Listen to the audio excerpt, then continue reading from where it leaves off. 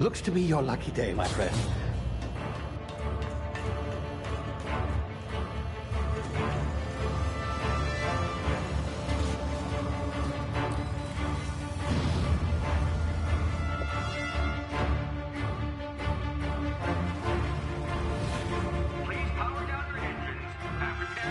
Not likely, bootlickers. Initiate skip jump.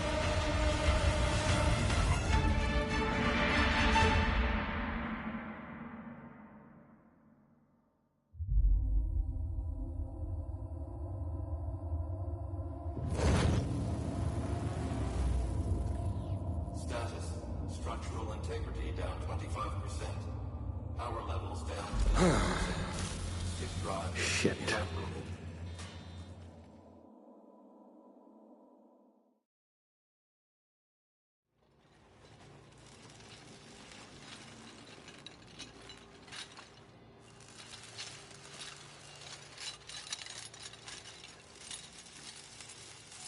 Ah, there you are. Wondering what's going on, eh? Bit of bad news there, I'm afraid. Your colony ship was inexplicably knocked out of skip space and forced to complete its journey at sublight speeds. This means that you and every other colonist on the Hope have been in suspended animation for 70 years, give or take. Normally, reviving someone after so long leads to some quite horrifying results. It's called explosive cell death, but it's really more of a liquefaction. Something wrong? Oh, yes, well, not to worry. I've pumped your body full of a special concoction I devised to keep you from dying so horrifically. Hopefully at all, but I guess we'll see, yes? Unfortunately, I used the last of my chemical supplies saving you. I know it's a lot to ask, but I must have your help securing more if we're to save the rest of your fellow colonists. I'd see it done myself, of course, but the board has a sizable bounty on my head. Now, my ship is inoperative, but I've managed to hire a smuggler to help you out. He'll be... Oh, I see we're in position. Good luck!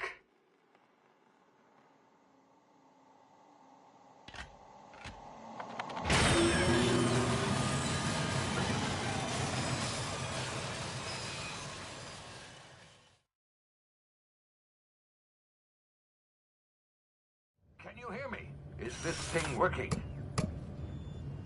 Ah, there you are. Now, where were we? Oh, yes, the smuggler. His name is Hawthorne, and he should be waiting for you at the landing site. He's to be your chauffeur, so to speak. Not to worry, I'm told he's a specialist. Dashing gunslinger, one-of-a-kind ship, that sort of thing. You'll like him, I'm sure. I've also outfitted you with a simple wireless monitor, so I can track your progress. I'll check in with you as soon as you land. Good luck. All the colonists are counting on you.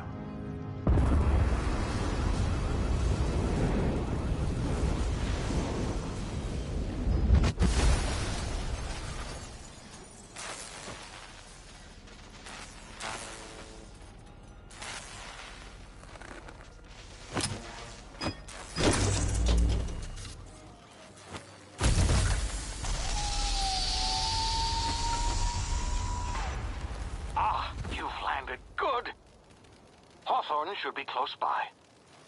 What in law's name? Is that him? Oh, that idiot. I told him to plant the beacon and move away, not stand there holding it. Oh well, no sense in letting his ship go to waste. Hawthorne won't mind you taking his ship. Better you than the board, huh? Not sure I trusted the fellow. Might have gone after the bounty on my head. Shame about the whole squashing thing. Nasty way to go.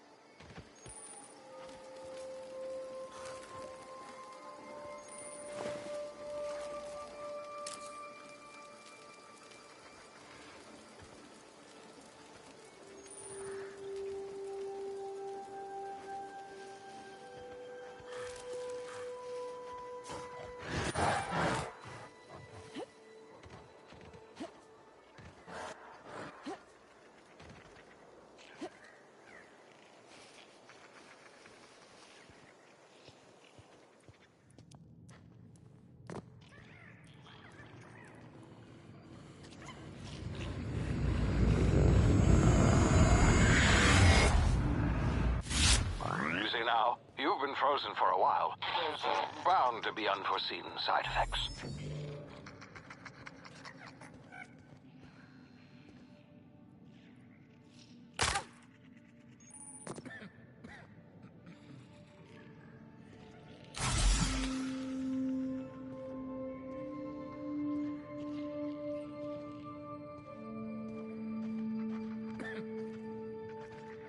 Hey, you, come here.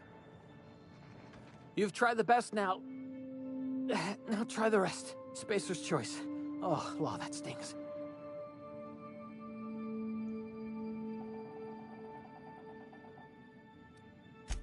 We were out on patrol. I saw a marauder camp up in the hills. Thought I could take him. Then my gun misfired. Right through my side. I mean, what are the odds of that, right? Just barely scraped by with my life. Crawled in here and blocked off the exit with those canisters.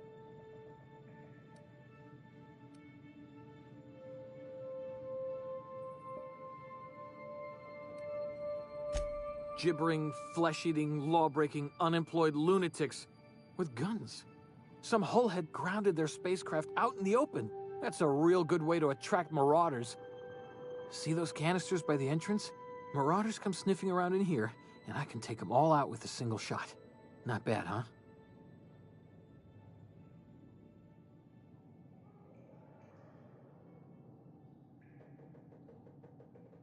Yeah, okay. You look like you know your way around a gun. Got some spare ammo, not counting the bullet in my side. All Spacer's Choice weapons are now 30% less likely to malfunction. You've tried the best, now try the rest. Spacer's Choice. Yes, nailed it that time.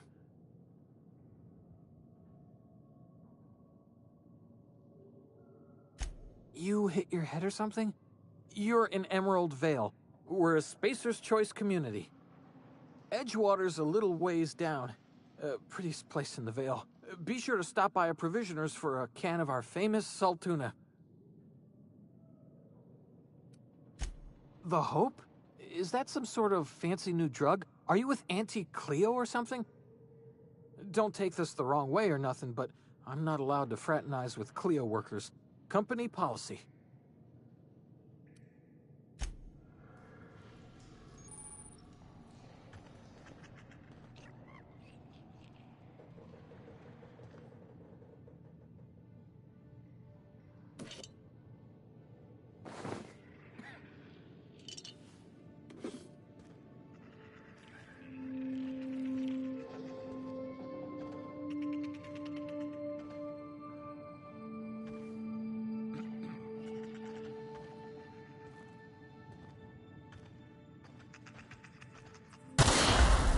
My ears! Oh, what just happened? Can you hear me? What in the hell? This...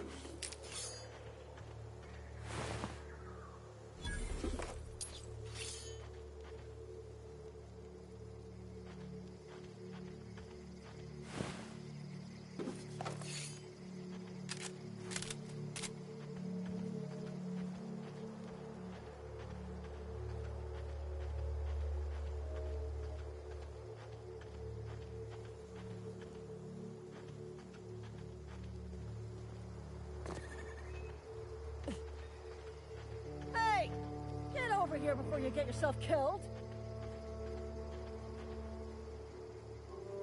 Don't know where you came from, stranger, but you best keep your head down. There's marauders hereabouts, and worse, landing violators. Gall on that rung leech. Landing in the Vale without using an official Spacer's Choice landing pad. I'd slap him with a fine if it weren't for all these marauders shambling about.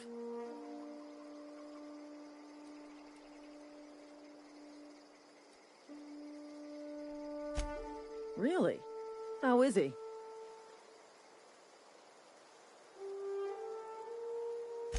Well, that's a relief. You don't want to know how much paperwork's involved in paying off a gravesite fee. We'll see him back to Edgewater, just as soon as I cross these marauders off with the swift, cost-efficient fury that's made Spacer's Choice the most trusted brand in personal defense. I just, need a couple of winks to catch my breath. Stretch my legs some.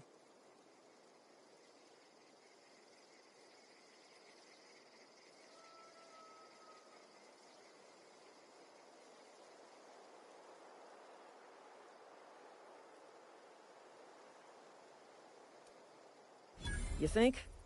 Most marauders can't even talk. But criminals do attract other criminals by their own nature. You know what? You're right.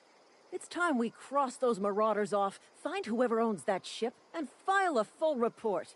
Then it's gonna be fucking laminated. Here we go.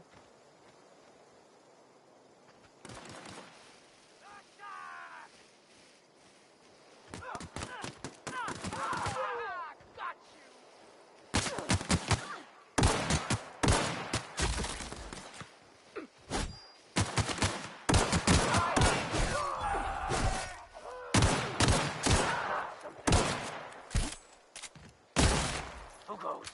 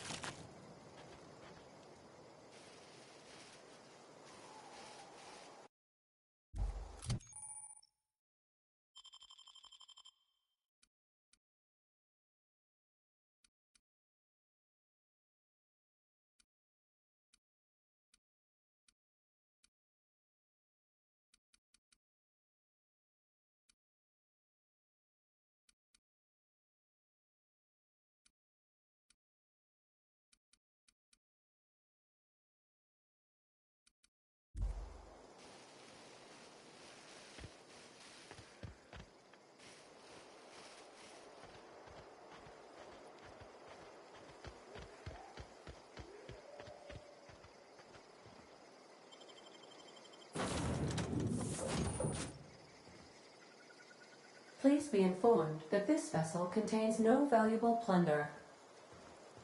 Intruders are not authorized to access the Unreliable's... Marauder, please be informed that ignoring me is dangerous for your health.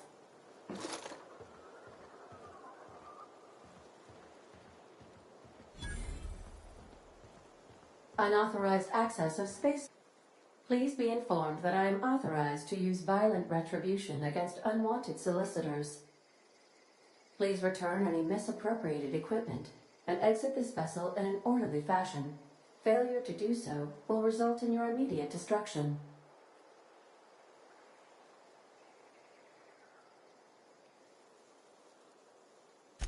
Jettison procedures initiated.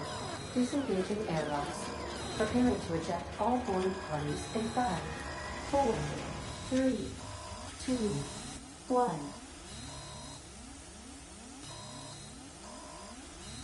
You are still here. My deception protocols have failed. I have been programmed to express disappointment.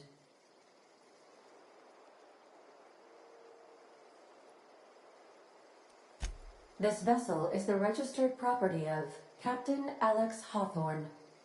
I am incapable of accepting orders from anyone other than Captain Alex Hawthorne.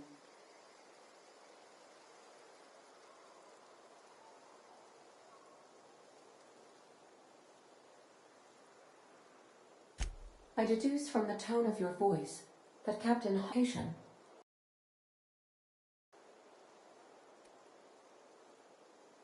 I understand. I will require some time to process this information. Thank you for your patience and for your honesty. I am programmed to take orders exclusively from Captain Hawthorne. If I accept your orders, then you must be Captain Hawthorne. Do you understand?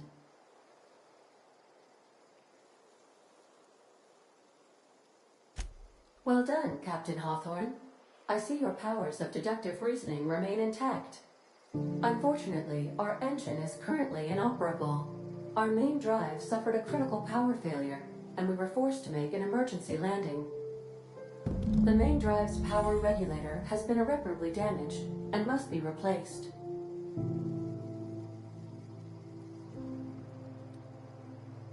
Astutely observed.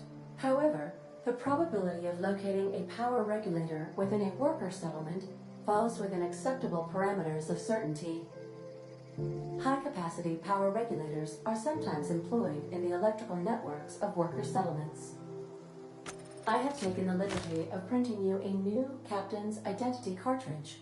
Please try not to lose it this time. This cartridge identifies you, Alex Hawthorne, as the registered proprietor and captain of the Unreliable. Do you understand?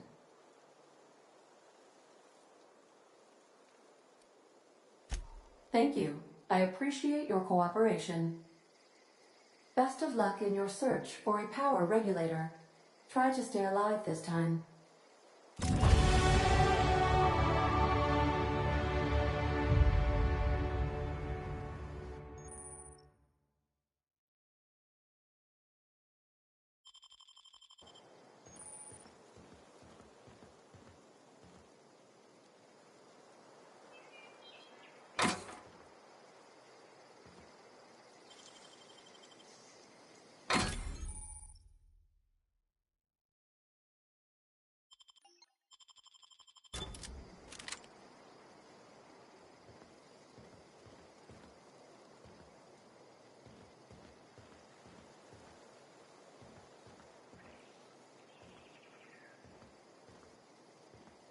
If your equipment is in need of repair or modification, the Crux 2000 workbench is at your disposal, Captain.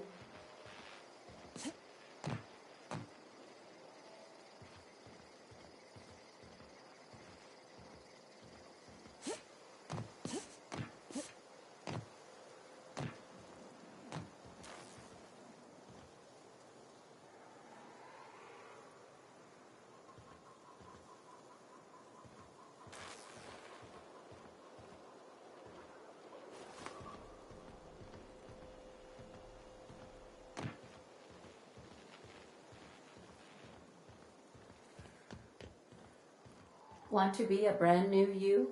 Try out our respecification machine. Alex installed it himself. Right before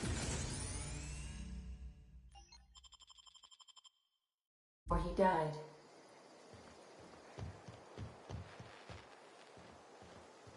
The ship's engines cannot be powered until a replacement regulator has been properly installed.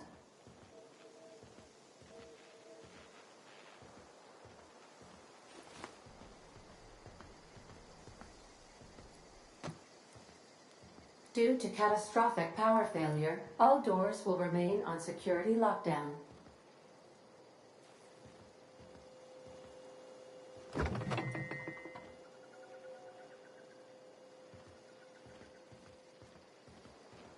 These surveillance devices allow me to monitor you constantly.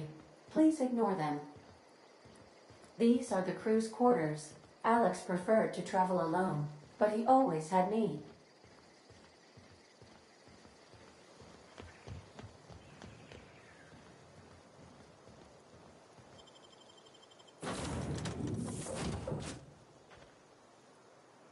I'll be with you, friend. I'm Ernie, from the Spacer's Choice Department of Human Resources. Town sent me hereabouts to check on the guards.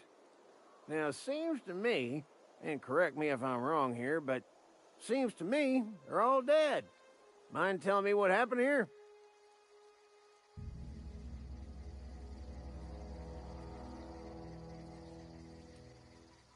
Accidentally, brutally shot themselves, huh? Unbelievable. Second time this month. Guess I'd better get to cleaning up. Can't just leave company property scattered about, bleeding out on the dirt.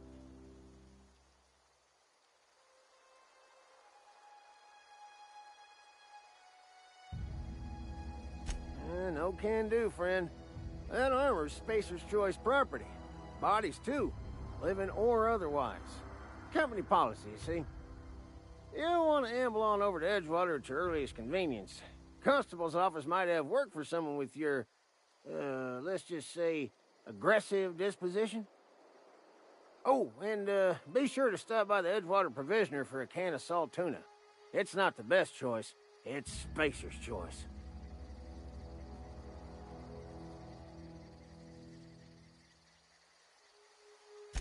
Don't get paid bits to chat with strangers. You want to chew the rag, go talk to Silas over by the cemetery.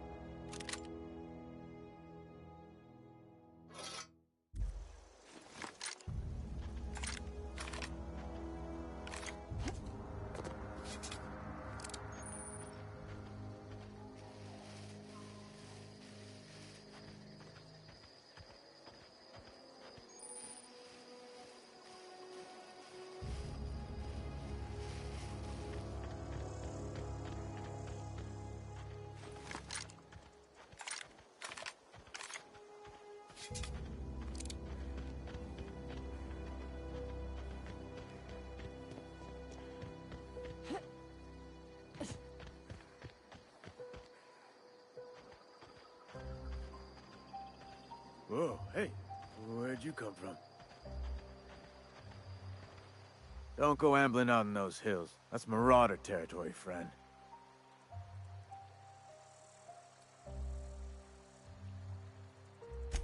Your pod?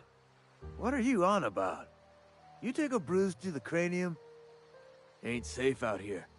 You'd best head into town. Avail yourself of Edgewater's high walls. And low prices.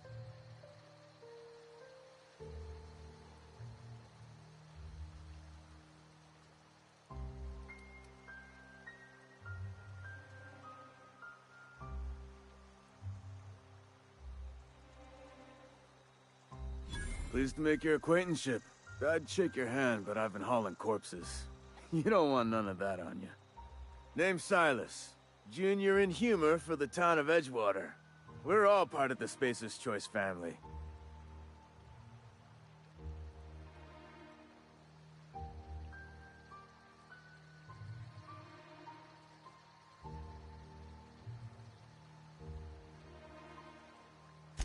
Definitely not the junior in humor, that's for sure.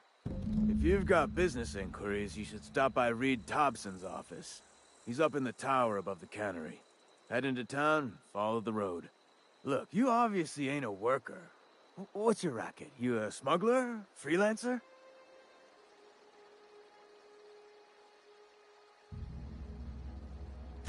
Edgewater is a company town, board-owned and operated. That includes the cemetery. None of us own our grave sites, we rent them from the company. Renting means money. Money means paperwork. Paperwork means signatures. Some of our families become a mite delinquent in paying their dues, you see?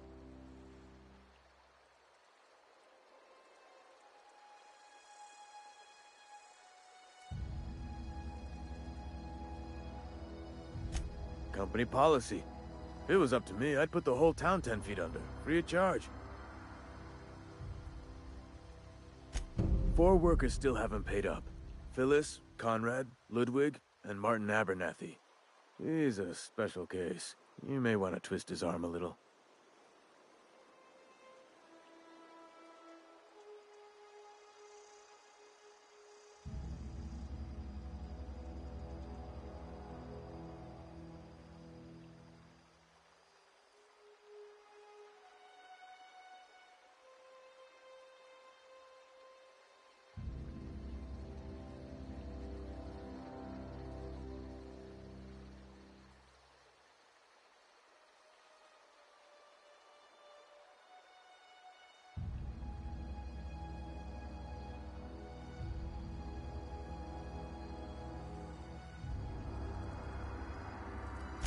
Conrad's got a barbershop in town.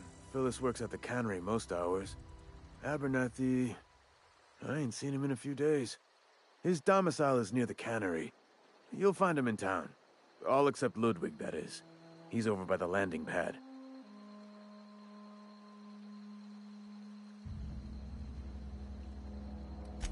Yeah?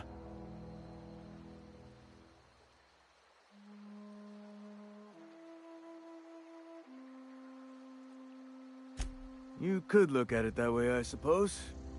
You could look at us and say, those Edgewater saps lost near every soul to plague. But you'd be wrong. We're survivors.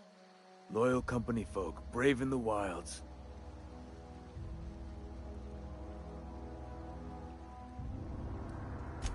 Hang on, I'm doing some math in my head. 20, 30, carry the 1... all my life? Work's been real good to me. Fresh air, exercise. Only problem's the paperwork. Can't get anybody to pay their gravesite fees.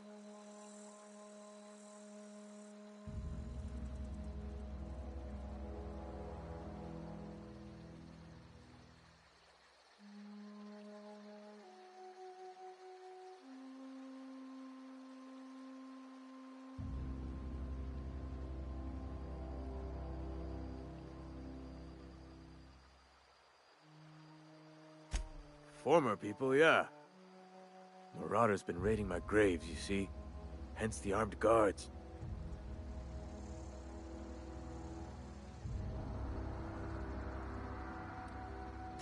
Well, if you're gonna go headhunting, talk to Constable Reyes back in town. She pays for marauders by the finger.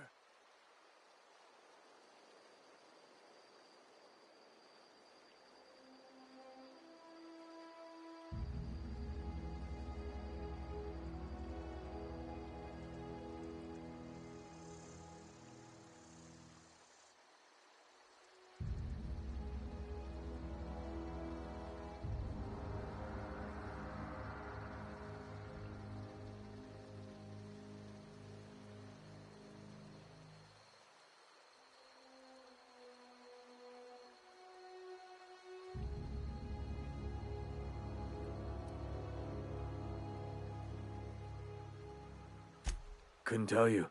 No, I mean, I'm contractually prohibited from saying anything that might reflect poorly on Spacer's Choice. Ah, avoid it. Shouldn't have said that either. Look, forget I said anything.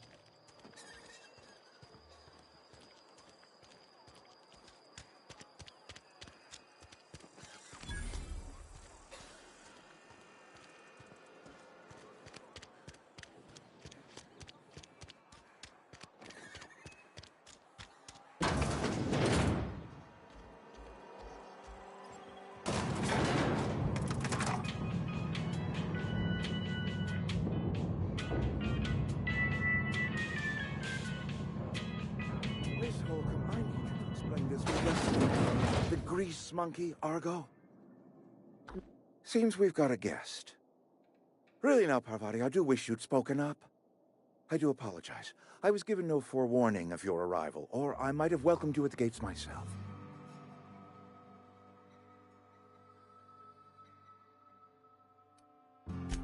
I'm Reed Thompson, Outpost Administrator. I cannot help but notice you are not in uniform.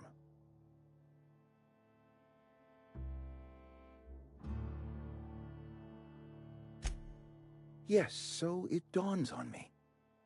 Seems I allowed my excitement to run away with my wits. Been a few seasons since we've had a visitor pass through.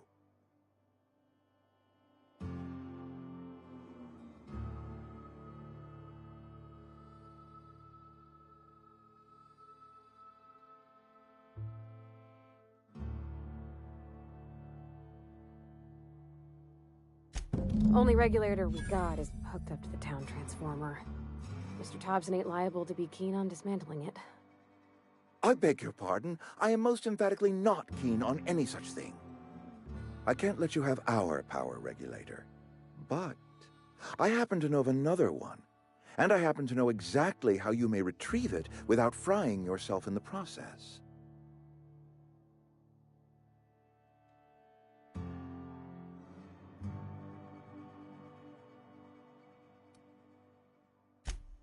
Oh, yes. Saw someone put his hands on a regulator while the power was running. His legs were still twitching when we buried him. There's a power regulator in the old botanical lab. It's mostly abandoned, so all that power is being squandered. Go down to the geothermal plant. Reroute power from the botanical district over to us. Once their power's shut down, you can have their regulator and be along on your way.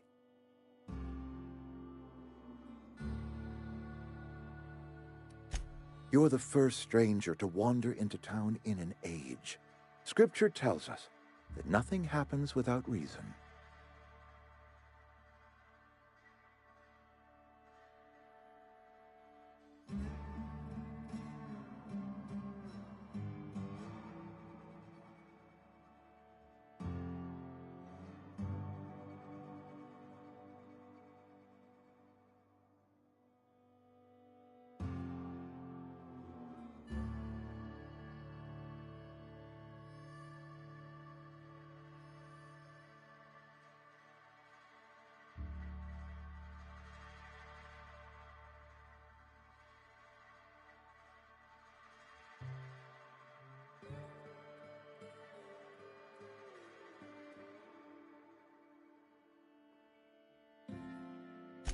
I was not entirely sure how to tell you this. The botanical labs are not legally inhabited, but there are people who live there.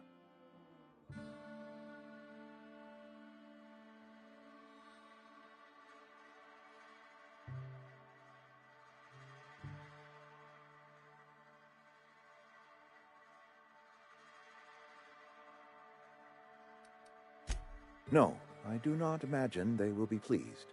But like a parent disciplining an unruly child, you will be doing them a kindness.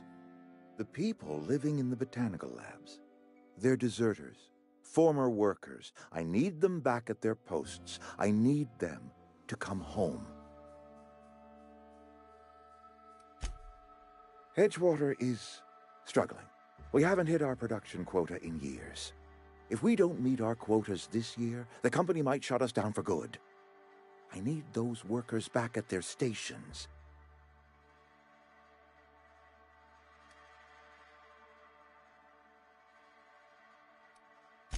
My hope is that by cutting off their power, you will convince those deserters to come back to town.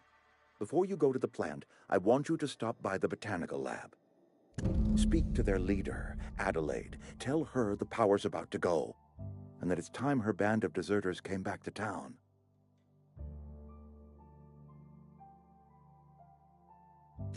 My dad told me all about the plant. Taught me all he knew. I could come in useful. I mean, if that's all right with you, Mr. Thompson. Sir. I hesitate to part ways with Miss Holcomb, but I cannot deny that she is talented and may prove useful to you. You will need an administrative passcode in order to enter the plant. I am trusting you with mine, and trusting Miss Holcomb to guide you if you'd like.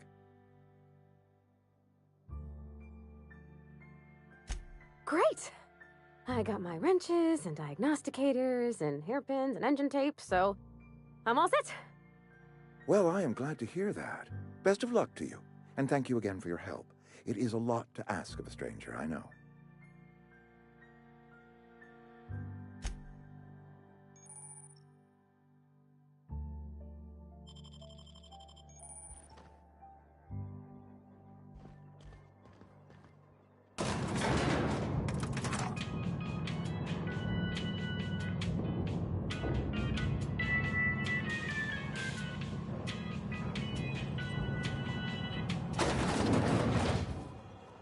Hey, ma'am, can we talk?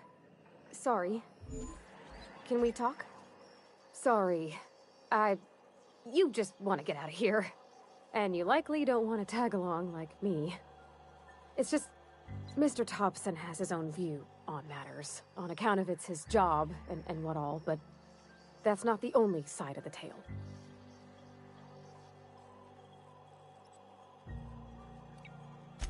Oh, he ain't a liar.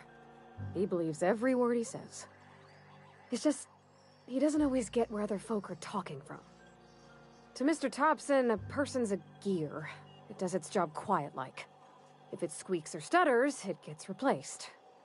The deserters are decent folk. I knew some of them before they left.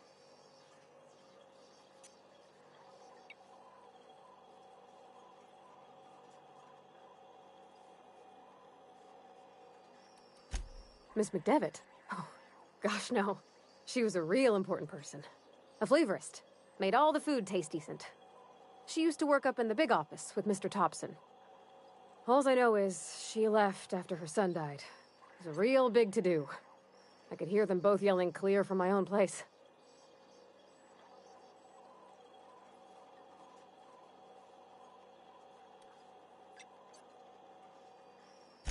I don't know anybody well.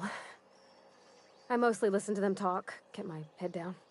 There was a boy named Thomas who used to follow me around, asking questions about the stuff I fixed. He was real sweet to me. Not any sort of dissident.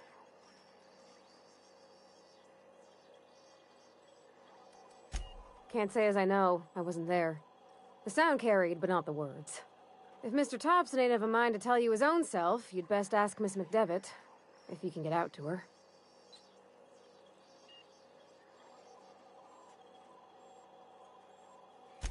Life's hard here. Especially for them that don't fit in so well.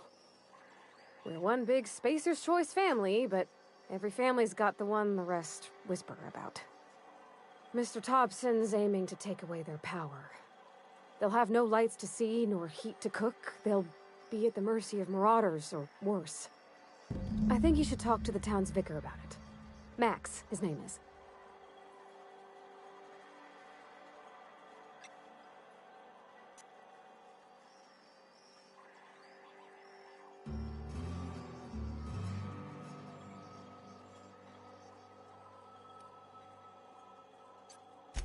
about if what Mr. Thompson proposes to do is upright?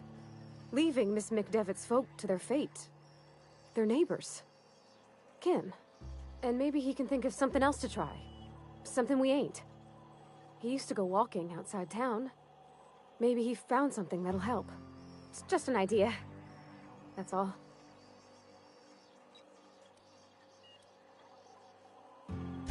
Thanks, ma'am.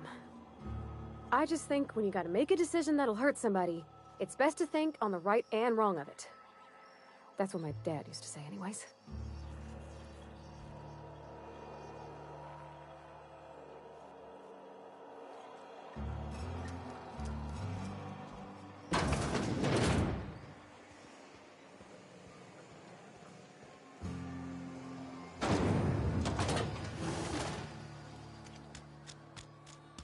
Sorry, I'll just be a minute.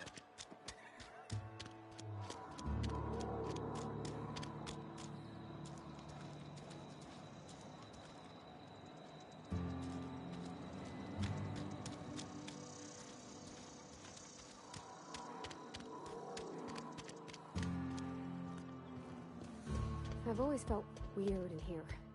It's too clean. Yes, what is it? You're an outsider. Fantastic. Vicar Maximilian de Soto at your service. Or Vicar Max, if you're the sort who prefers brevity. And Ms. Holcomb as well. How rare to see you out. And with a complete stranger. Curious. Just tagging along, Vicar de Soto. Don't mind me. I so rarely get new people to talk to.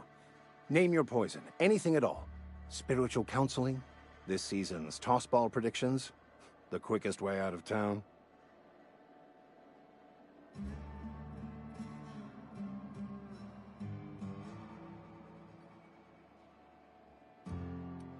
But what? I thought you would talk to him. You wanted to speak to me, Ms. Holcomb? Every time I've tried to engage you in conversation, you look at the floor, answer in single words, and slink away. I can't imagine what would be so grave as to drive her to my mission. What has Mr. Thompson asked you to do?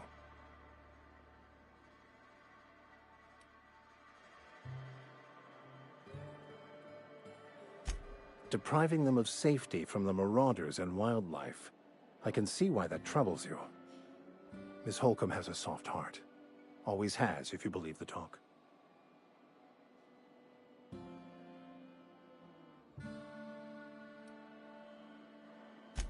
They rejected the order of society and live beyond the walls so thoughtfully provided by our Spacer's Choice patrons. Does that strike you as a responsible life choice?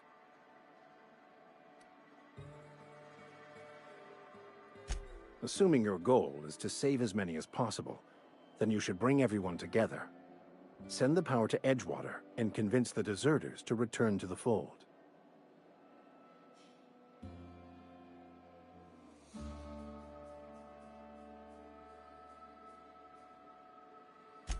Not if things are left to stand as they are.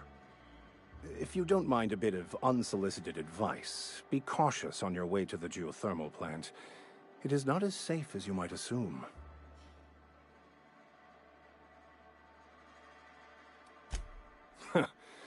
The marauders I met when I ventured outside the walls might agree with you. Bastards snuck up on me while I was dutifully hunting for a banned book in a collector's library. Barely escaped with my life. But you see, one of the reasons I transferred here was to get my hands on that heretical text. If you managed to acquire it for me, I'd pay quite a handsome sum for the book.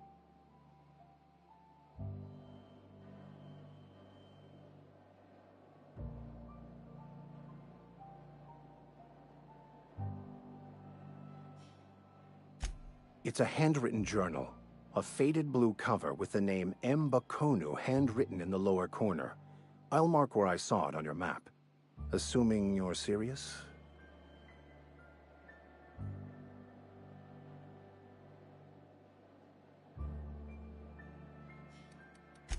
It is not only a beautiful relic of a bygone time, it's also the thoughts of an early thinker on the nature of man's place in the cosmos. Not many in this colony could understand its true value, should they ever read it. Thank you. If you retrieve it, you can always find me here.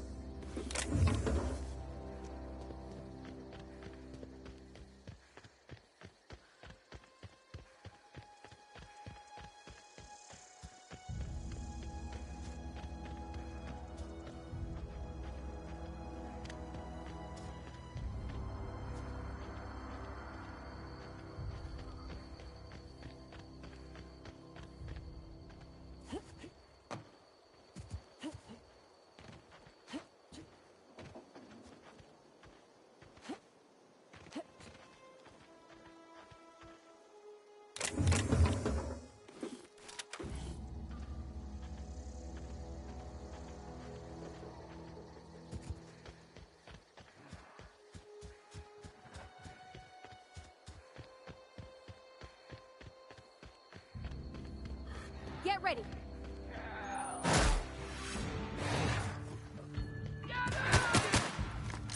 Pass that armor.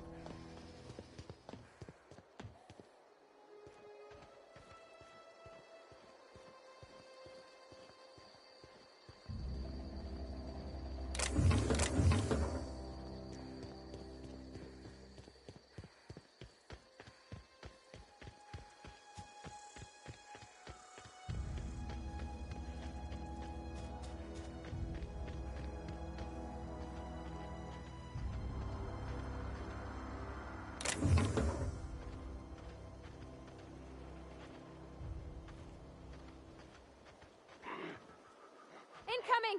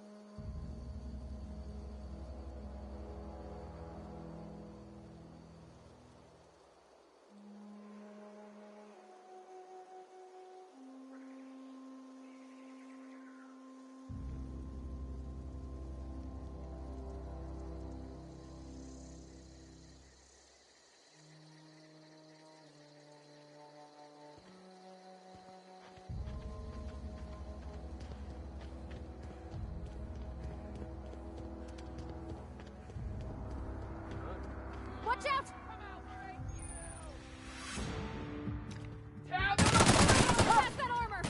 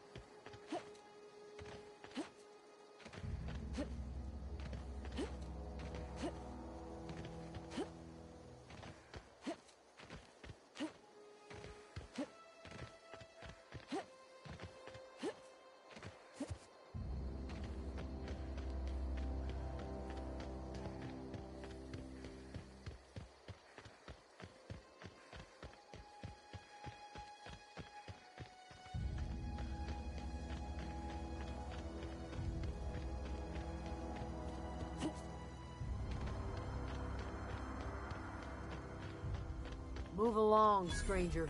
We don't want any trouble. I don't know you. Whatever you're looking for, it ain't here. Move along.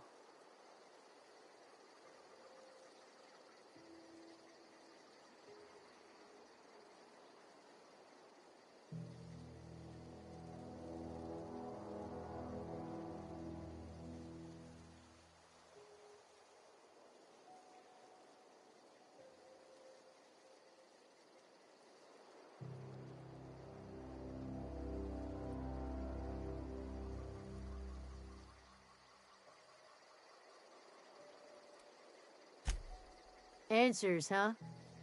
You must be one of those philosophicals. Already got ourselves one of those.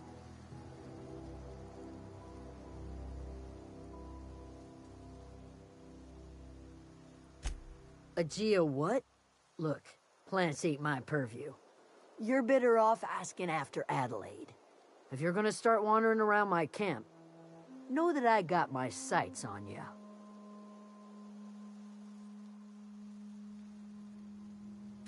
Over in the hothouse, tending crop.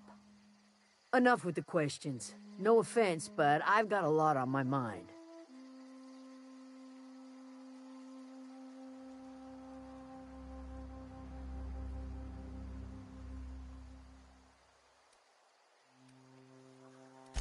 Well, look at you, buzzing around the Aether with your very own ship. Rest of us gotta make do with the ground at our feet. No, I'm sorry. That was unworthy of me. Lady named Zoe went missing some nights ago. Just up and vanished without a trace. Now I'm pacing around wondering if marauders got to her.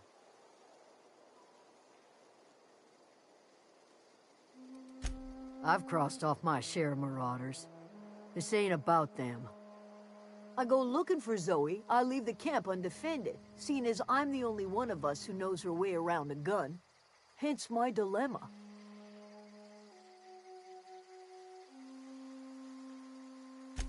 It's not like Zoe to go wandering. Figured she might be out scavenging, but that ain't exactly her talent. Can't imagine where she's gone. Vale's a wide place. She could be anywhere. Could do without the gallows humor.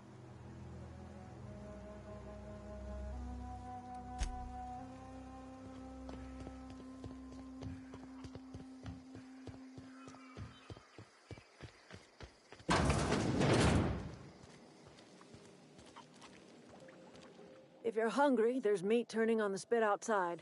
If you're bearing illness, find a place to lay your head down and I'll fetch you a poultice. Whatever your troubles with Edgewater, leave them at the gates and be welcomed here. Any questions, dear?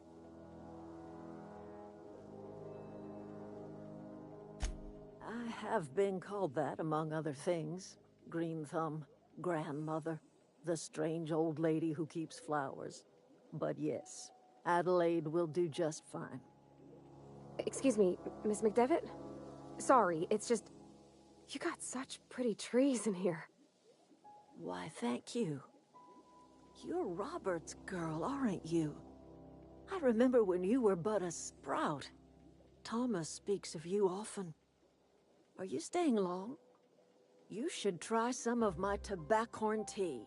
I brew it in an old spittoon, but it's been cleaned.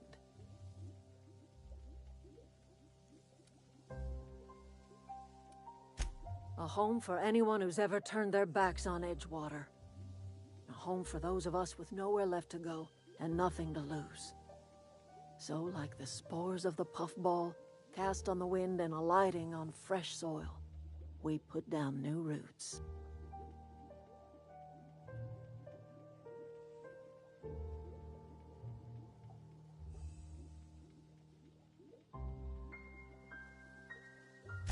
It is an unpleasant story, dear. But the short of it is that sometimes one wakes up and realizes the place that was once her home for much of her life has changed. The home in which we spent our lives has left us behind, and so we must move on. And that is as much as I will say on the subject. No, dear. The garden belongs to us all. Life is the gift of the universe, and the universe yields its bounty equally, absent of prejudice.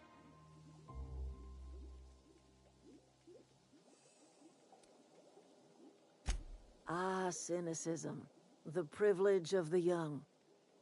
What you need is a little taste of my special mushroom soup. It'll broaden your mind.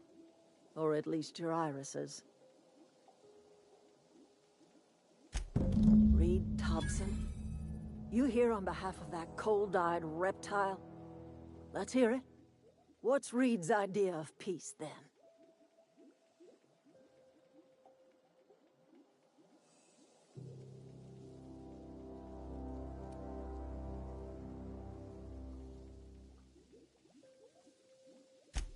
Make amends? Spare me. Only thing Reed knows how to make is a mess. Like everything else that comes out of Edgewater, that peace offering is canned. I and my own are living just fine out here by ourselves.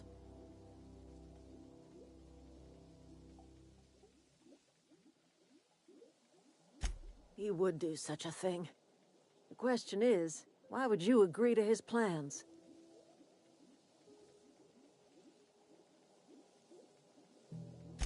Cannery's got a regulator.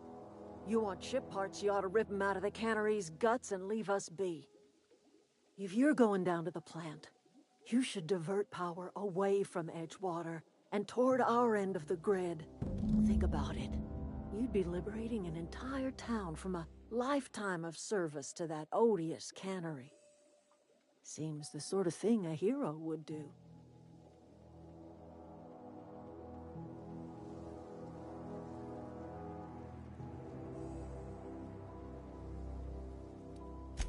You've seen that miserable excuse for a town with your own lamps.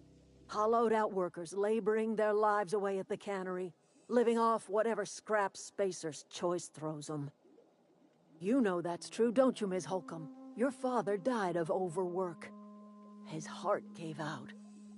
He was tired all the time, sure, but he was old, ma'am, and he raised me all by his lonesome. Look what they did to this child. Lost her family to the company, and still she defends them.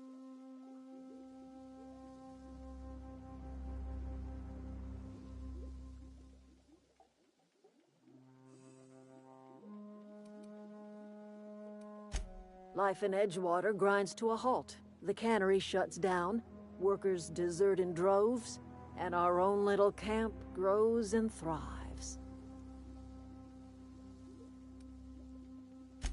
You bring power to Reed's town and you'll be killing us. Reed knows it. He's counting on it. I trust you will listen to your conscience.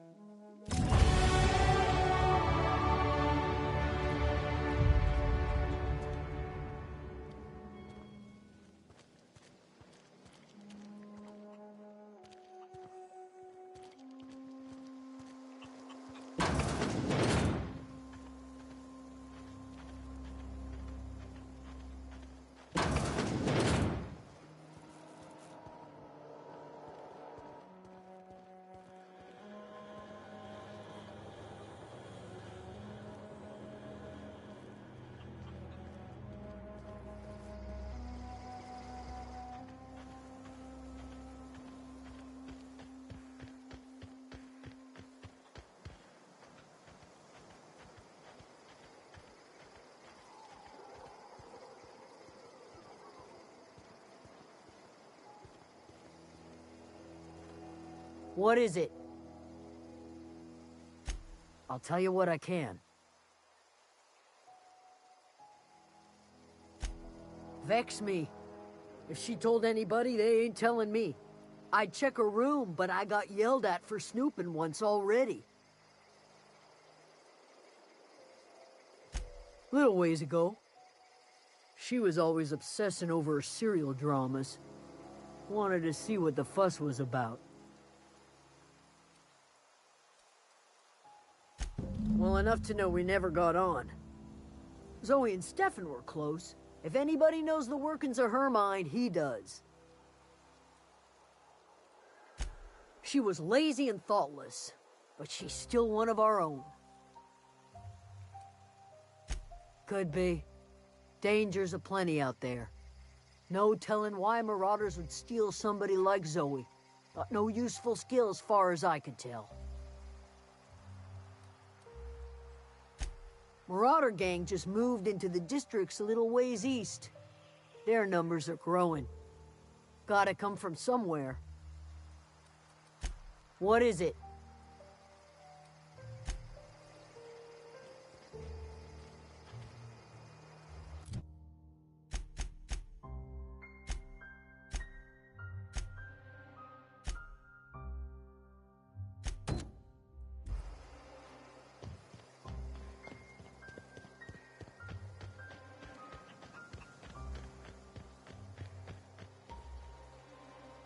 Fancy duds. Do the tubes get in your way? Fresh off the limb, and that includes canid meat.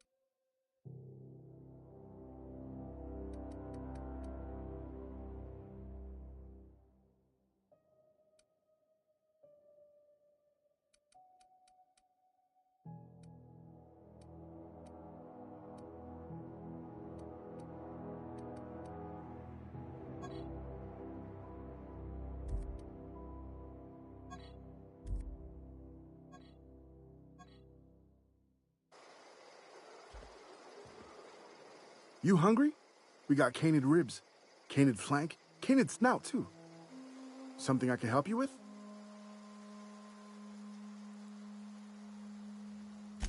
You mean Zoe? Yeah, we were pretty close. Not like her to go loping off.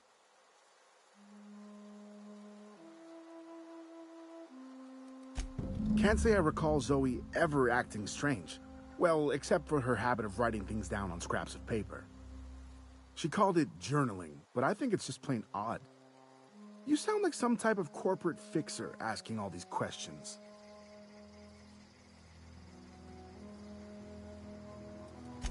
Hey, I got time. I'll help if I can. Zoe and I were gonna watch the serials, as is our custom. She never turned up. I looked around, but she was nowhere to be found. Zoe was always obsessed with this serial, Masked Marketeer. A scion of Byzantium turns to banditry and teaches his marauder companions the wisdom of free market economics. Shame she up and vanished when she did. I had a surprise lined up for her.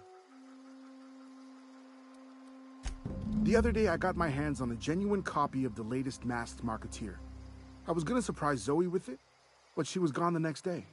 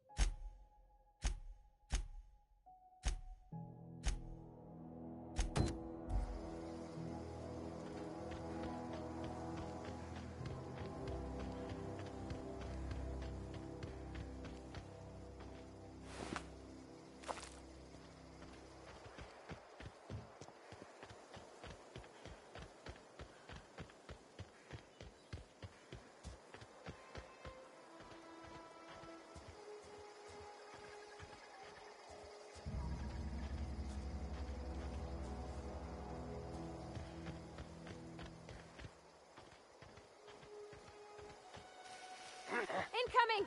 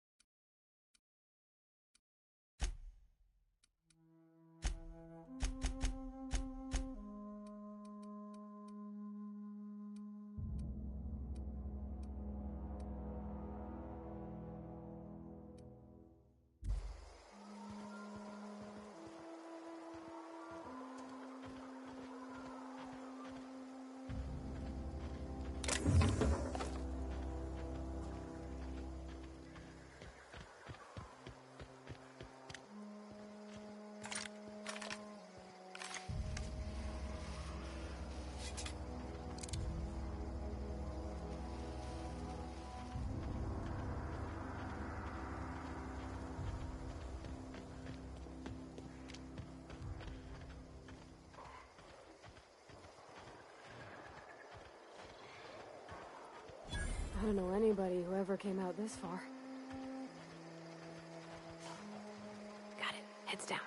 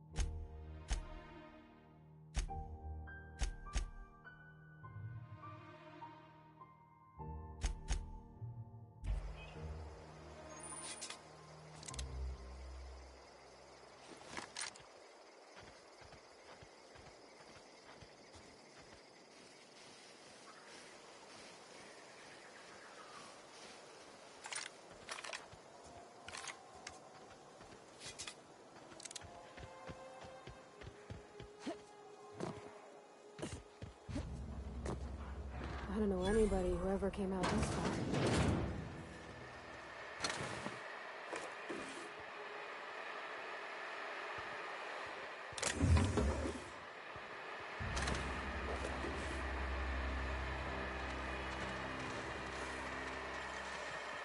Oh, clever.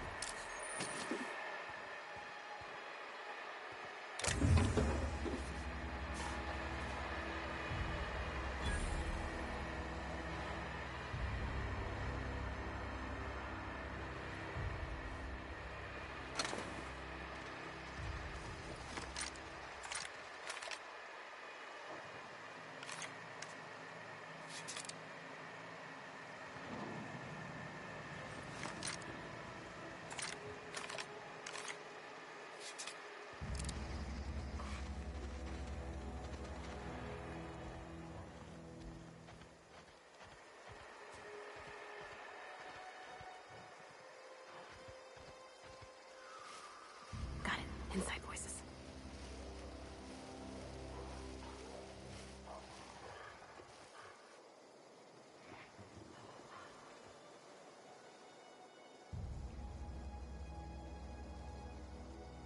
You want what? Adrenatime? Yeah, I'll get you some.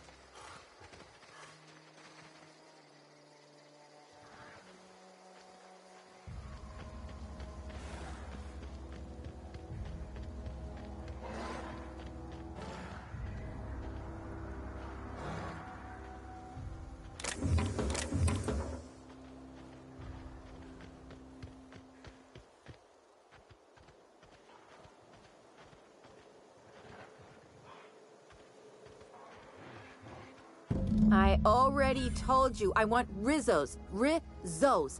Not Saltuna cans. Not, canid bits. Why is this so hard?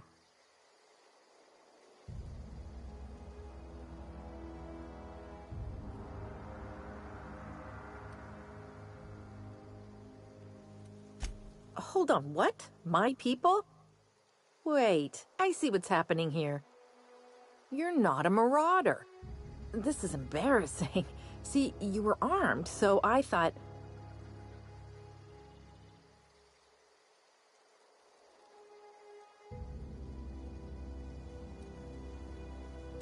I'm great at clarifying.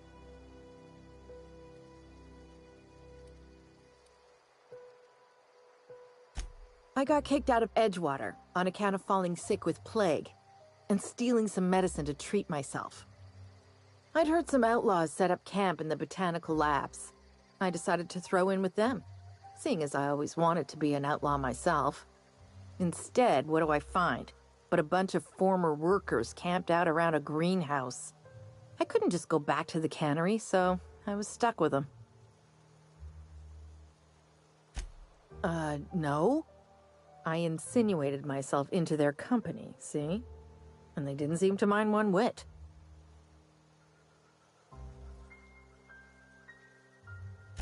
I may have bartered them a few boxes of Adrena time, but yeah, I'm sure that's got nothing to do with it. I don't know. The vital processes that constitute the miracle of life are mysterious and unknowable. Oh, you mean around these guys? The Marauders wouldn't hurt me. They love me. I'm practically their queen. Yeah, must be my natural charisma. I've got all the time in Halcyon. Why? Adelaide wants me back on garden duty or something? Thanks, but I'm not going anywhere. This is where I belong.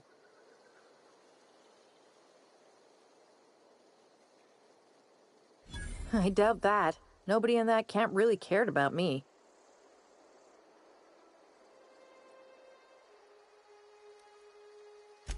Wait, you're telling me he's got a copy of the Mass Marketeer? Why didn't you say so? I'll take my stuff and head on back, I suppose. Grace is going to be glaring knives at me, so I've got that to look forward to.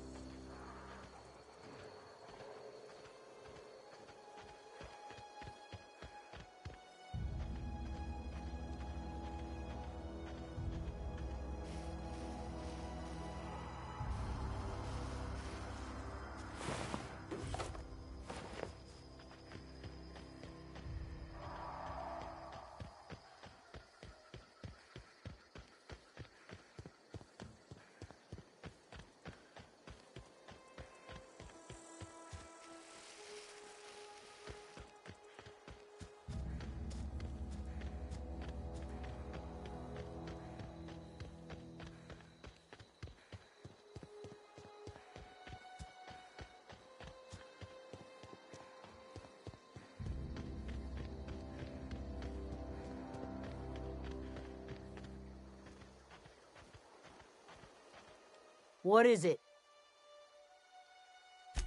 We didn't always get along, but I'm glad to know she's safe. What happened, anyway?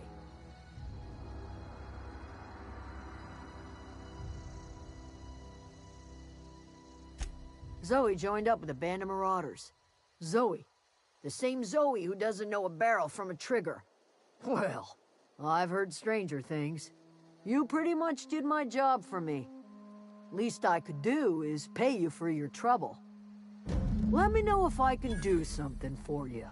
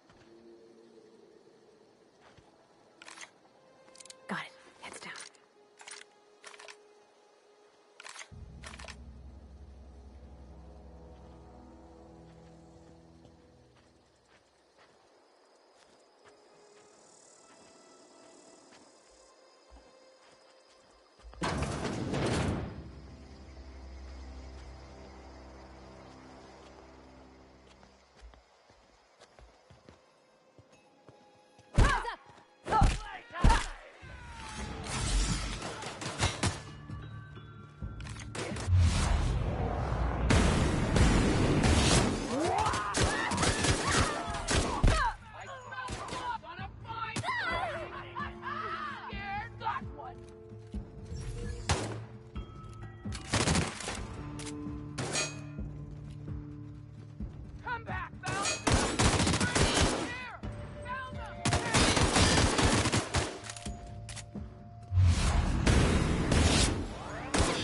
Find you! Gonna find you!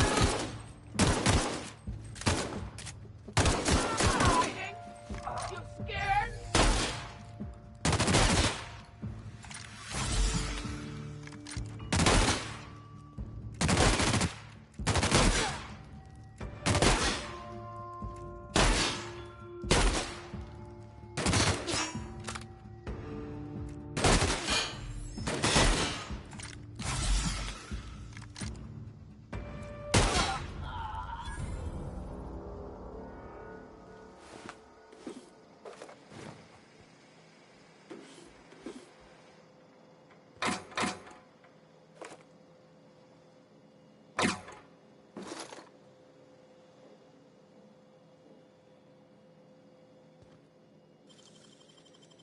That was quick.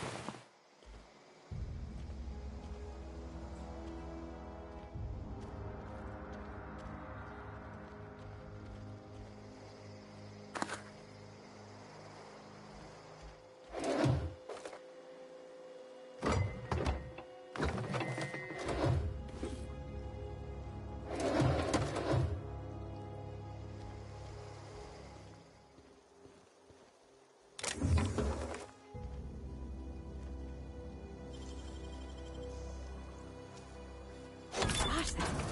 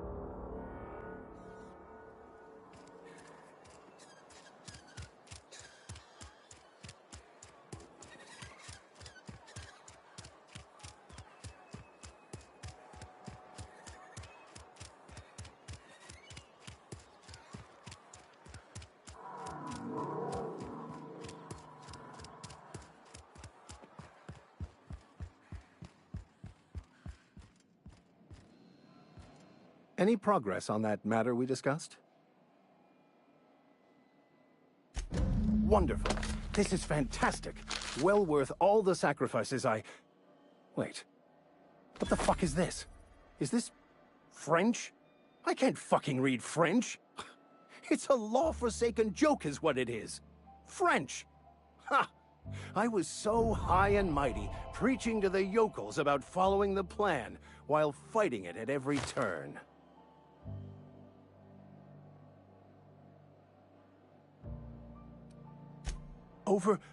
Overreacting? Do you have any idea how many years I spent in... No. You couldn't possibly know, could you? I've spent my life searching for the keys to unlocking the secrets of the universal equation that underlies the plan. I had hoped this book held some of those answers.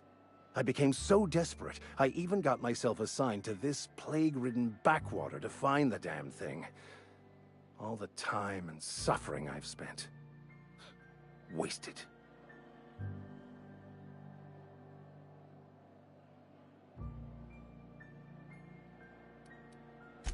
Yes, you're right. Such are the workings of the equation. And I've only my own hubris to blame. I certainly never planned for this contingency. But that's neither here nor there. What I need to do now is to find a translator, obviously. But to do that, I'll first need to secure transport. You have a ship. Perhaps I could make myself of use to your crew. Free spiritual counseling, someone to watch your back, not to mention a grown-up in the party. I'm 28. Exactly. I'm pretty handy with a tossball stick, or any blunt instrument, really. I'm also a passable gun hand, if it comes to that. I can usually talk my way out of conflict, though. Oh, I'm fairly competent at hacking computers as well.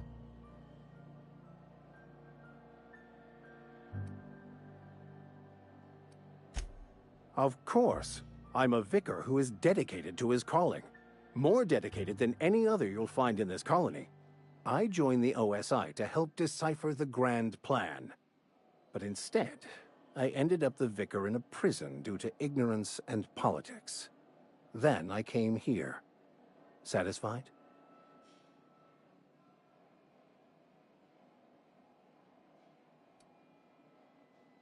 It's the journal of one of the originators of the Philosopher's School of Thought, though it would be more than a century before it was perverted into that belief system. Philosophism's a false religion that stands in contradiction to almost everything we know to be true. They believe all is chaos, in stark contrast to OSI's belief in the plan. But most of that came later.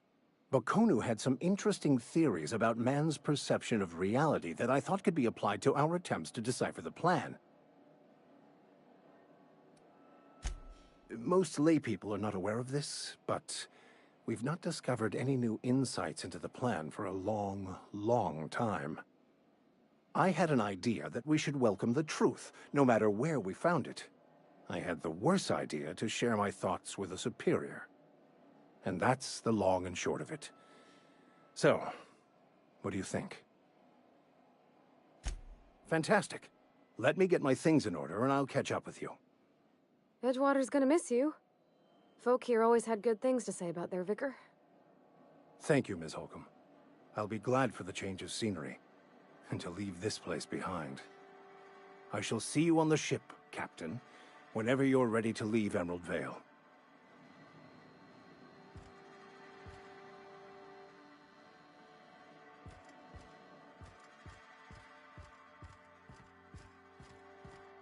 Hey there, Mary. Don't see you around here too often. Oh, I just came to talk to the vicar is all. None of us are above confessionals. What have you got to confess? You ain't thinking of deserting, are you? What? Work fortifies the spirit.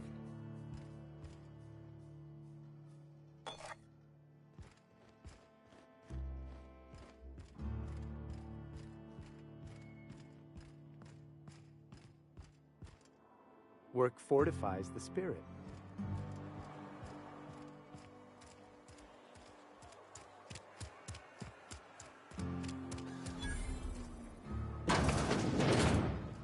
I'm not allowed in here.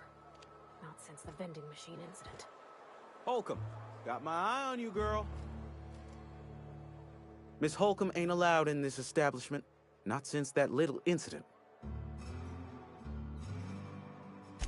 Ask her if you care. I'm running a business here. I won't touch anything while we're in here, Mr. Moreau. I promise. Music to my ears.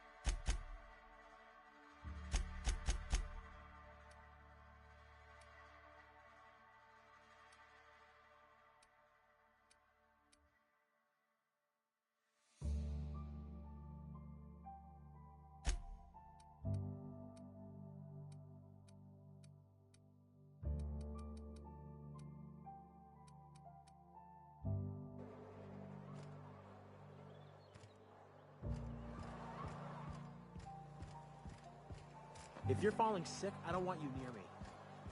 Don't worry. Give me this, Fred. Sick houses. I appreciate the company and all, but you really ought to leave. You don't want to be seen around me. Because I'm sick. You don't want to associate with people in the sick house. We're not worth your time. I'm in about as much trouble as I can be. No reason you ought to be tarnished by association. People are gonna talk.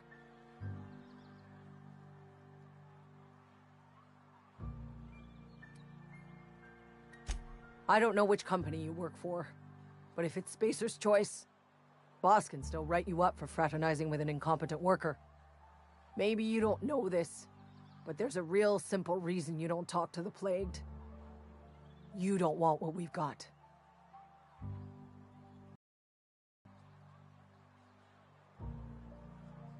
Don't. Please. I could get into a lot of trouble. That's kind of you to say, I suppose. But I don't need help. What I need is to understand my own folly. Company always tells us, weak spirits lead to weak bodies.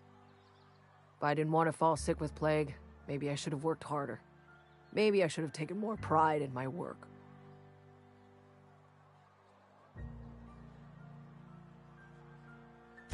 You've got Adrena time? How?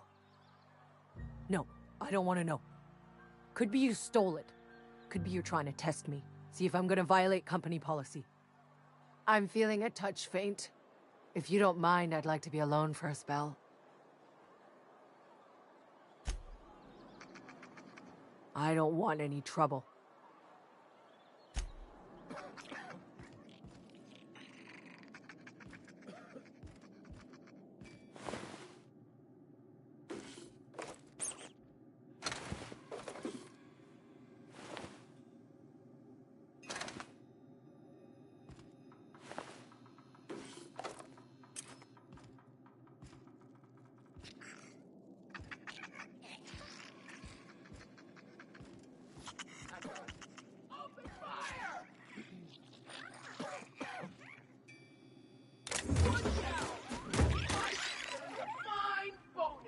Move along. Something's not right.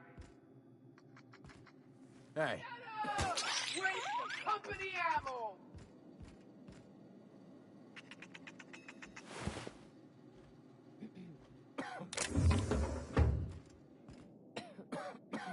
Boss won't let us have any Adrena time.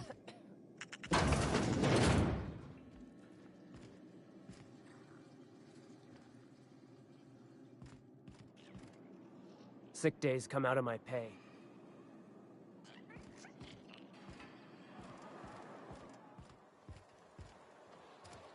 They start asking you for some medicine, come tell me. I'll set them straight.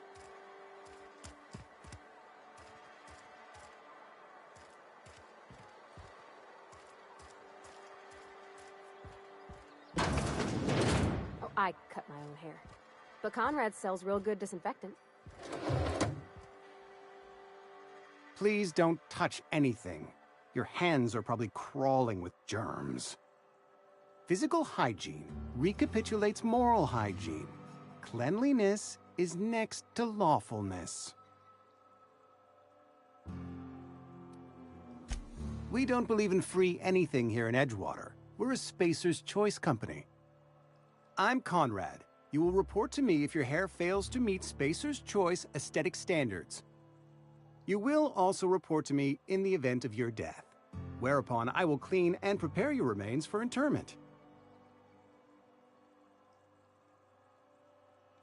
Ah, gravesite fees. Silas and I had talked about this at length. I thought I'd made it clear my pecuniary situation precludes the necessary restitutions. As broke as pie crust, friend. Bidless, indigent, destitute. I simply cannot afford it. I am a blemish on the prosperity of our fair settlement. When I expire, I expect Silas to toss my body into a ditch.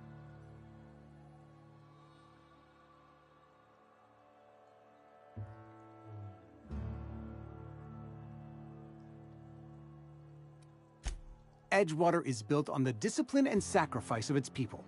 Say what you will about our town, but we all pull together. Tell Silas I can't afford to pay, and that I fully expect to have my medical rights revoked for this dereliction. With my apologies. Some time ago, I fell ill with the plague. By the grace of the law, and through my own hard work, I'd proven worthy of treatment. Frankly, I don't imagine I'll earn that right a second time. The barber work hasn't been profitable, you see. I've had to keep this old place running with my own savings. Not a bad idea. But I'd need some kind of collateral. My pair of lucky clippers! No, that won't do. Your idea intrigues me, but I'm afraid I don't have anything to give Silas. I'm open to suggestions.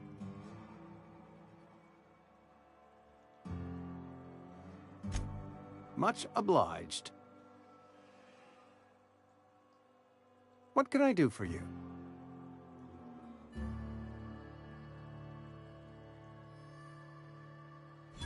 Oh? Am I in the company of a fellow doctor?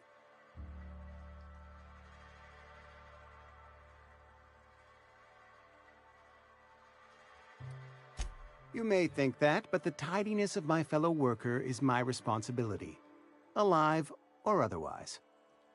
Whether you're showing up to work or going to that great cannery in the sky, it's my job to make you look like a million bits.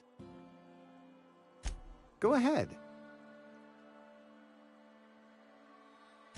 Edgewater has been good to me. I consider myself privileged to work here. I am never wanting for work, not since the plague started. The plague's come at us with a vengeance this year. Lost 6 workers in as many months. I wouldn't call them good workers, mind you. If they were any good, they'd have been treated. Still, it is a shame. Fever, chills, fatigue, aching, vomiting, an excess of phlegm, a tendency towards belly aching. Company policy, friend. We don't have enough medicine to treat all of us, so we treat the best among us.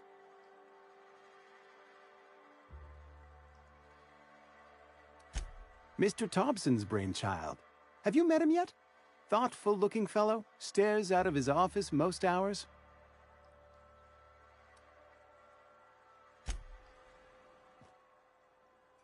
What can I do for you?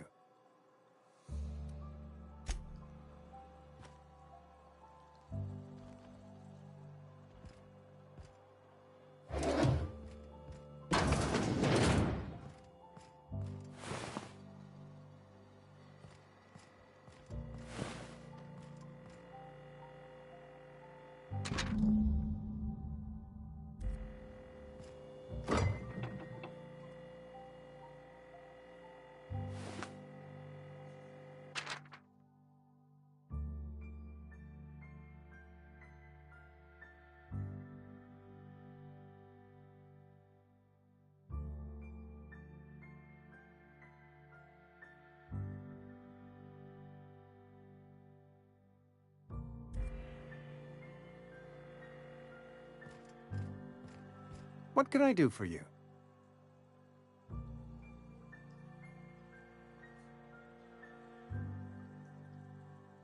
You know about Eugene? How?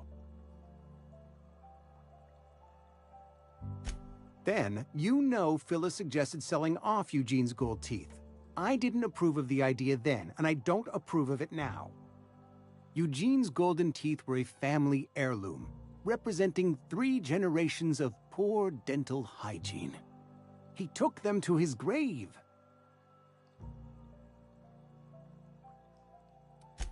More than a few. Those teeth were his personal savings. I can't ask Silas to dig up a man's body and pry a few teeth loose from his jaw just to pay my bills. Can I? Are you asking rhetorically? Because if you're being serious... Ugh, gross. Desperate measures, Miss Holcomb. Desperate measures. I'm going to have to ask Silas to dig up those teeth. It's the only way I'm paying my gravesite fees. Here you are. Gravesite papers affixed with my signature and an IOU.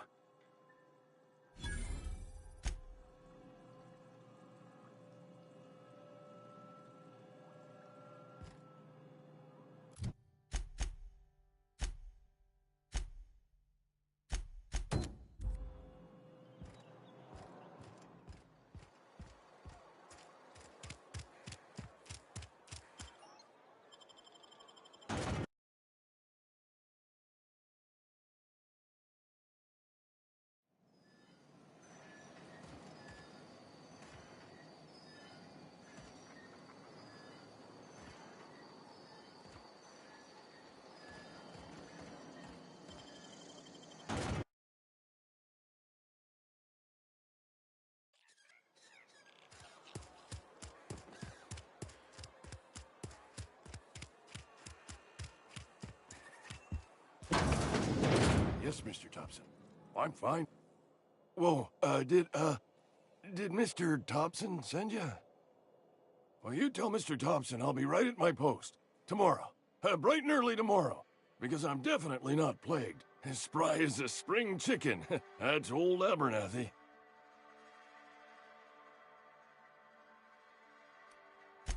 Didn't nobody ever tell you to never impress yourself between a man and his muttering? Which is, by the way, a normal and healthy mode of expression.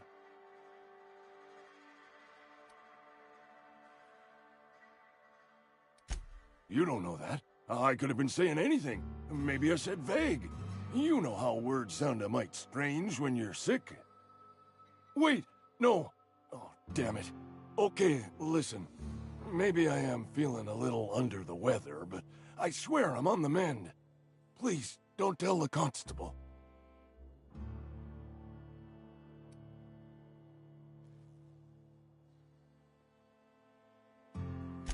She'll toss me in the sick house. I would have confessed before the good vicar. Get some ablutions for my spirit. Just never found my courage is all. Hey, you're hale and healthy and possibly for hire, ain't ya? Do a good turn for an expiring old man? Couple hours out of your day and some light second-story work, that's all. There's a cache of anthracillin tucked away in the old community center. Powerful stuff. Stronger than what we got, anyway. I need you to break in, nab that medicine, and bring it back to me.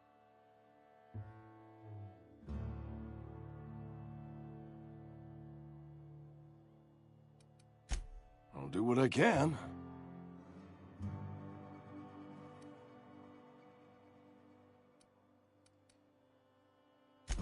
I tried medicating myself with Adrenatime. Didn't do much for me, as far as I can tell. Anyway, I can't just buy medicine. Distribution of medicine is strictly prohibited to any workers beneath the acceptable margin of health. Company policy.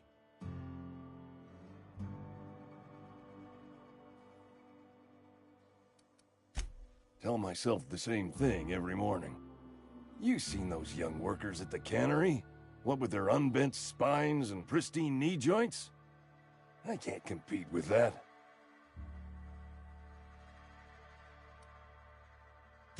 So you'll do it then? You been there already? And you ain't been ground down into marauder meat?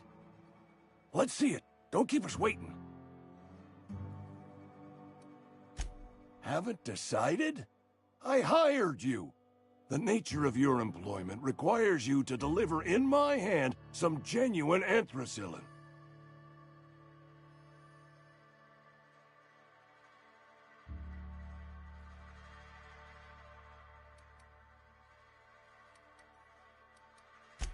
You're right, it is. Can't blame a mercenary for trying to make a profit. You wanna mingle, go try the cantina.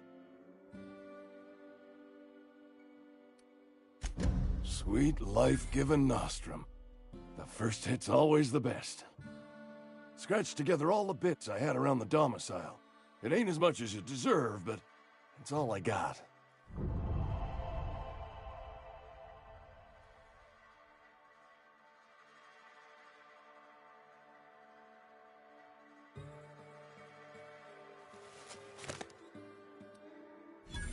You'd really sprat me out? For what? A couple of extra bits? Here, take it then.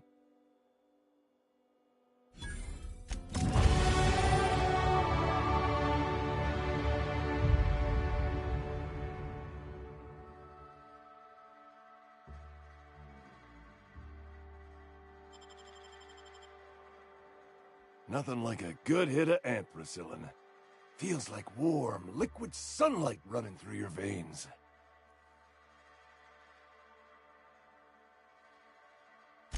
Silas knows, doesn't he? That's why he sent you. That's why he wants me to pay up. He knows. I put a few bits aside for my grave. Not that I'll be seeing the inside of it anytime soon. What with being on the mend. I know that. But I got nobody else to turn to. Reed would have wrote me up. Constable would have locked me up and wrote me up. Could have gone to see the good vicar, but I never did find my courage.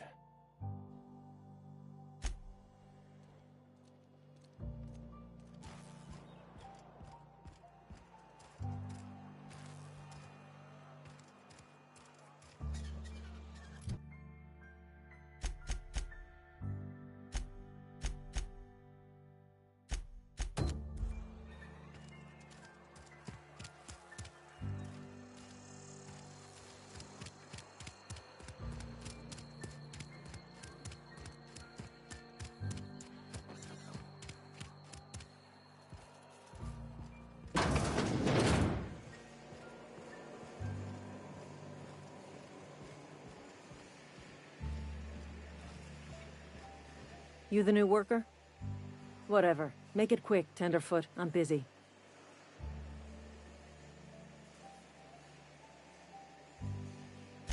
Foreman Granger, mind those words don't come out of your mouth unless preceded by yes or right away or thank you.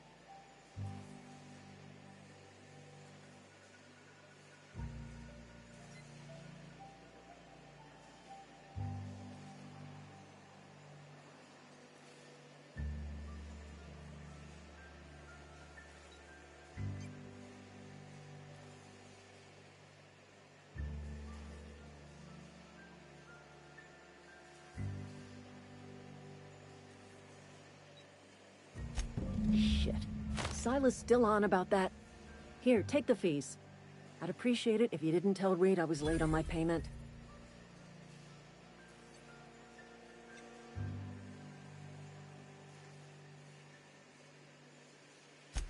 Because they're not my fees and not my gravesite. Guy I worked with shot himself. I paid the bill.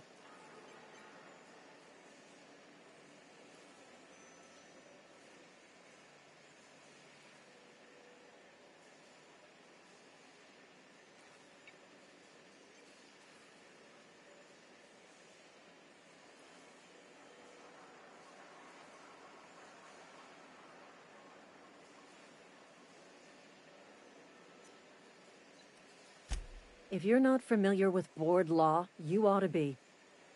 Law requires delinquent gravesite fees to be paid by the deceased party's closest living relative, which meant me. Shame, though. Eugene was a good worker. Woke up one morning and put a round through his upper story. Can't imagine why. The kid was doing all right at his desk. We all thought he was an upstanding receptionist. Just between the two of us, I'm pretty shocked his weapon didn't misfire. Spacer's Choice handguns aren't the most reliable.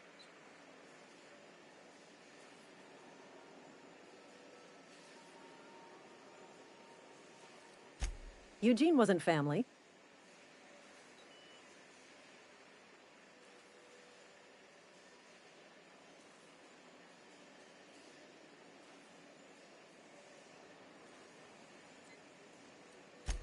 Yeah, I was the closest living person relative to his body at time of death. I'm the one who found him, you see, so I pay the fines. Suicide's a crime. The legal term is irreparable damage to company property. What Eugene did to himself was vandalism.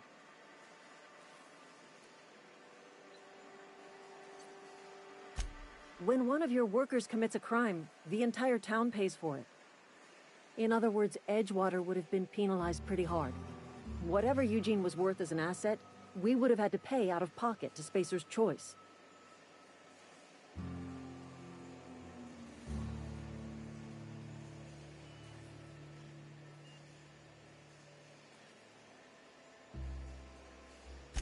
Well, excuse you.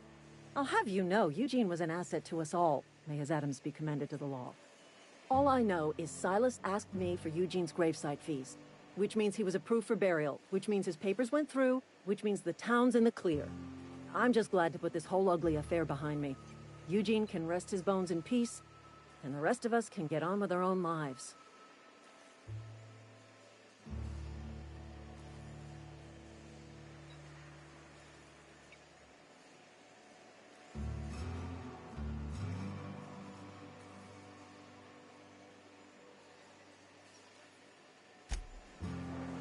What's on your mind?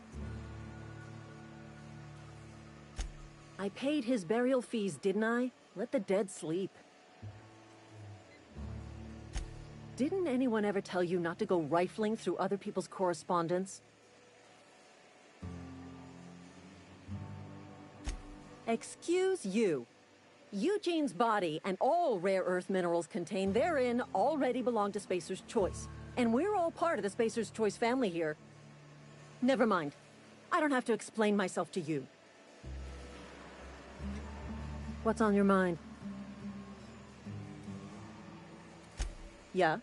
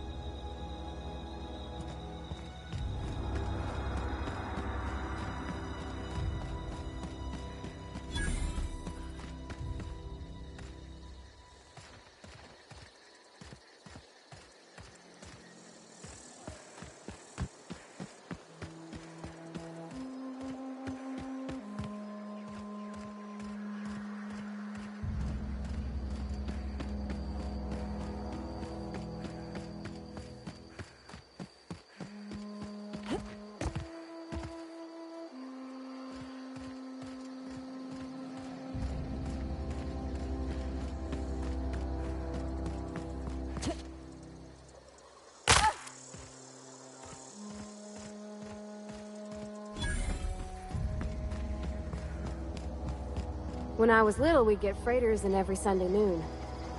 Thank the law. I've been requisitioning backup for months. Guess the boss finally came to his senses. You ever swung a truncheon? Let me see your rifling stance. I want to make sure you're up to snuff.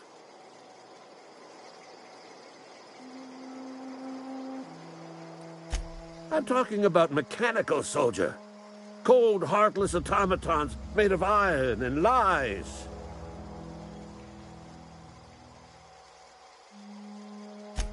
Just my luck. I ask for backup and the boss sends me one of them simple folk. All right. Listen real close. Auto-mechanicals. Creatures forged in the fires of malevolence. I seen them over by the old power plant. Clattering about, firing at the birds, orchestrating their uprising. When the swarms of mechanicals come clanging on over that hill, where will you be? Cowering beneath your cot? Or standing, shoulder to shoulder with the resistance?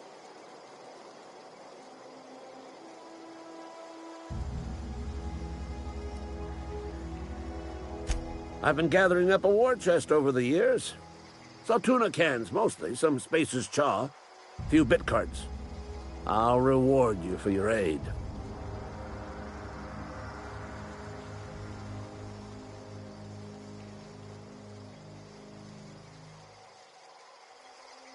Enlistment fees. Yeah, I suppose. Wouldn't want to give the Resistance a bad name. They have sent a scout, prowling around the junkyard just behind our beloved town. This scout must not be permitted to return to its base of operations. Cross it off, then report back.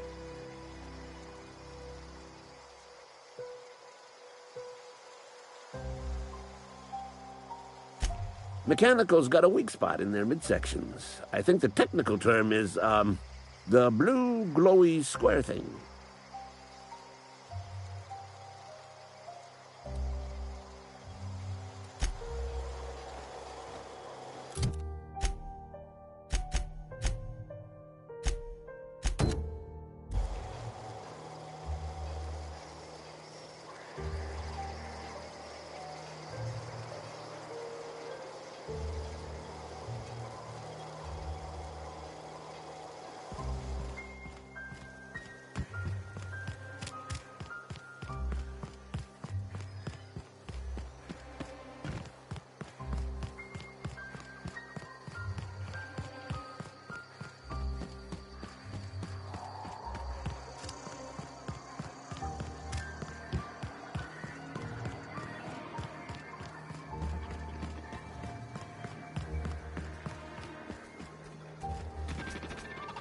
Aw, he knows it.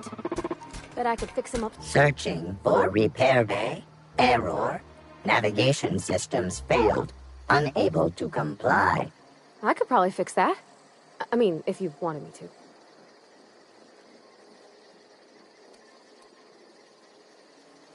Take your time.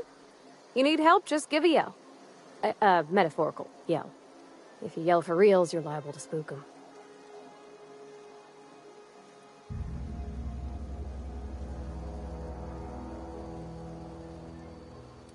Damage to navigation systems detected. Attempting to return to designated repair bay. Error. Navigation systems failed. Navigation systems have determined this location as Spacer's Choice, designated mechanical repair bay. Attempting to misdirect or confuse a Spacer's Choice mechanical is a punishable offense. Please report yourself to your supervisor. Yep, I see the problem. His navmod got dislodged. Must have taken a tumble. Just gotta give it a good push and wait for the click. There we go. Jeremy's good as new. Well, new by Spacer's Choice standards anyhow. His name's Jeremy, by the by. Navigation systems operational. Optimal path toward repair bay detected. Initiating self-diagnostics.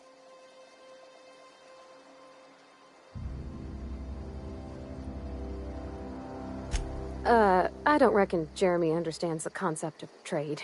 Spacer's Choice reminds all colonists that serving the Spacer's Choice family is the highest possible reward. I have been programmed to deliver this pre-approved message.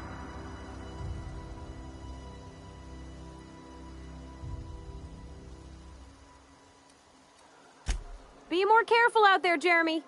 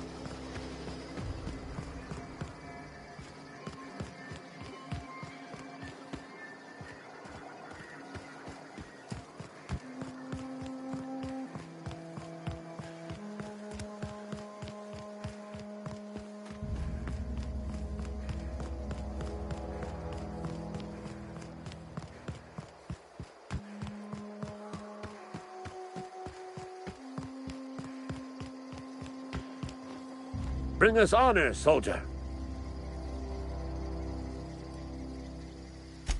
You beat that scout to scrap with its own legs?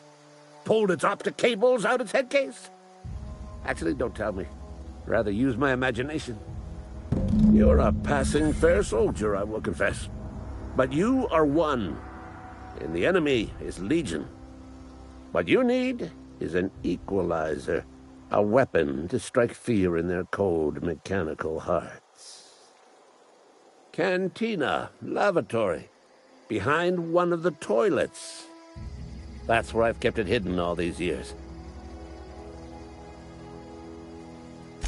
Sharp, ain't it? The lavatory is the very last place a mechanical has need to enter. On the double, soldier. Don't want the bartender poking around in there with a mop. I told Silas I'd pay my dues if he agreed to join the resistance. Guess this means he's finally heard the calling.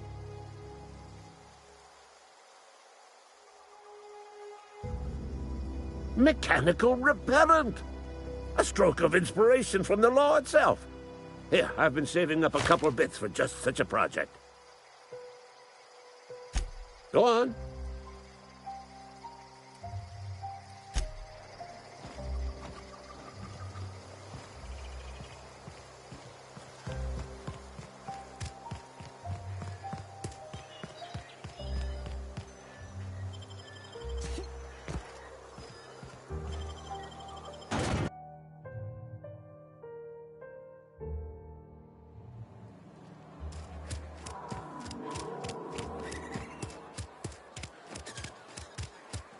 Something got you down?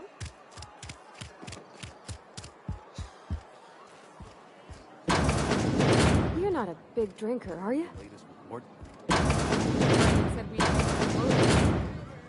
If only McDevitt's folk hadn't abandoned us. Cannery could use those extra hands. Nothing we can do about that. Sure there is. We can have another zero-G.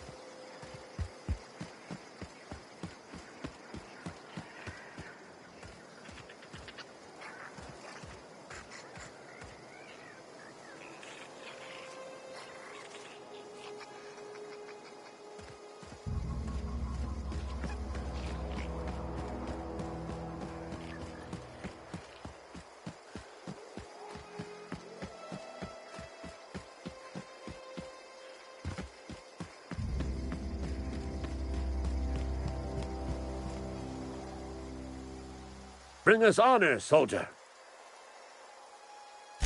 Feast your eyes, soldier. This here's a genuine Spacer's Choice injury customizing unit, designed to deliver a lethal blast of electrical discharge. I call it the Hand of the Law. You ever want to see a mechanical flailing around like a grounded fish? You stick a couple thousand volts in its guts. With compliments from old Ludwig. Time's come for you to journey down into the black heart of the enemy's camp. I'm talking about the old geothermal plant. Unfortunately, the old plant lies outside my board-given jurisdiction. You'll need to get a passcode from the boss, Reed Thompson.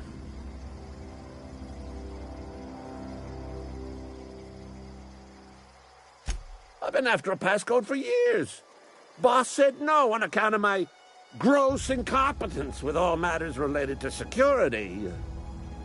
I need you to get us the brain of a mechanical.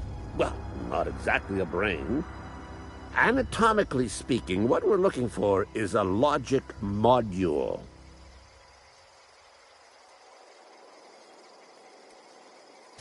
There's the rub. If a mechanical breaks down, the logic module fries, so you can't rip one out of its corpse. You're going to have to find an intact model somehow.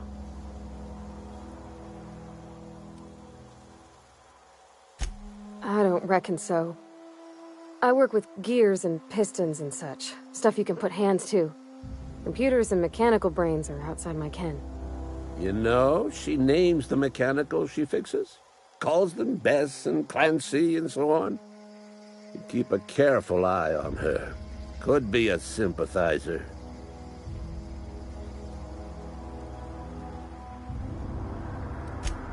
Don't tell anyone, all right? I've got a contact. A real expert in the inner workings of the automaton. We are going to rip those mechanical secrets right out of their circuits.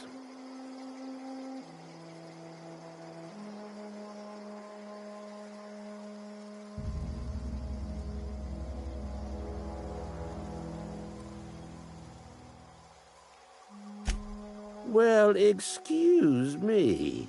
What I meant was I'm going to get a contact. Didn't know I had to be all prissy about my grammar around you. If you die horribly, I will pour out a can of Zero-G to your memory.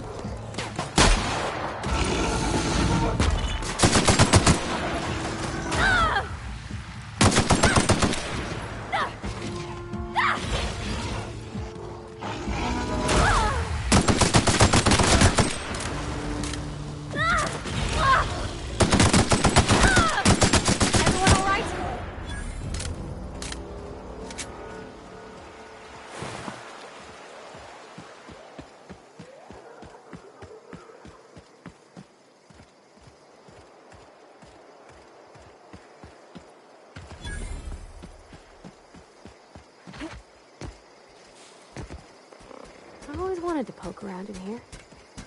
Process searching. No!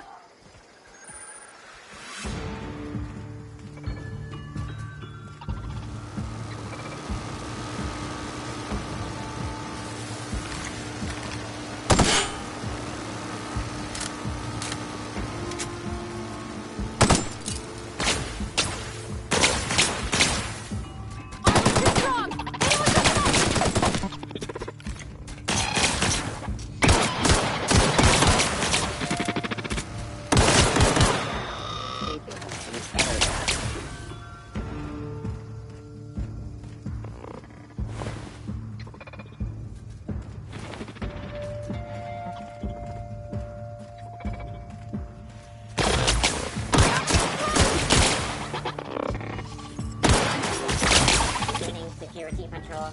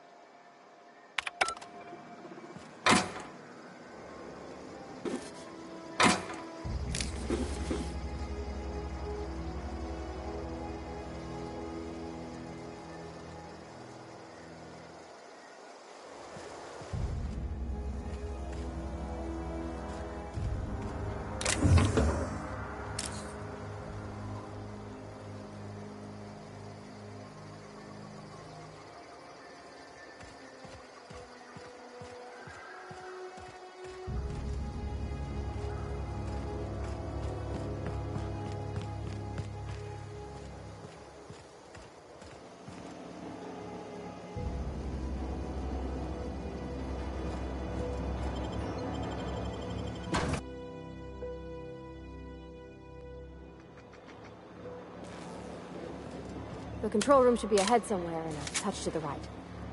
I hope we're doing the right thing.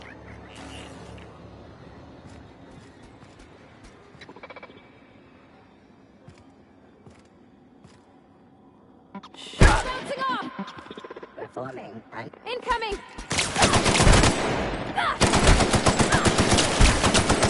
Everyone all right?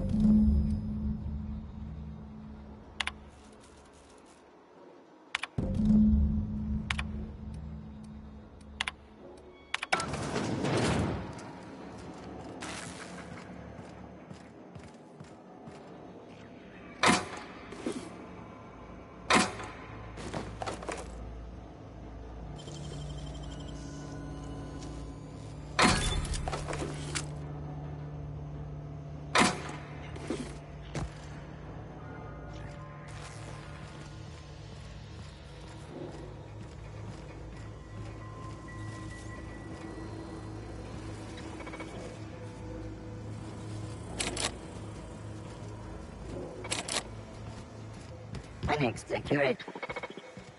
Incoming!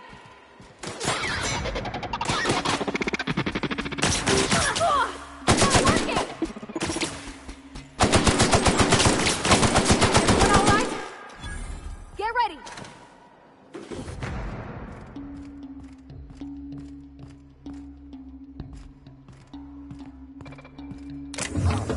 Security patrol.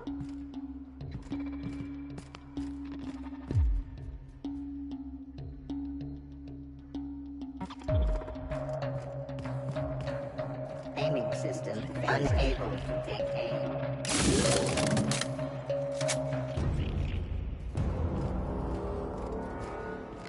Process. Searching.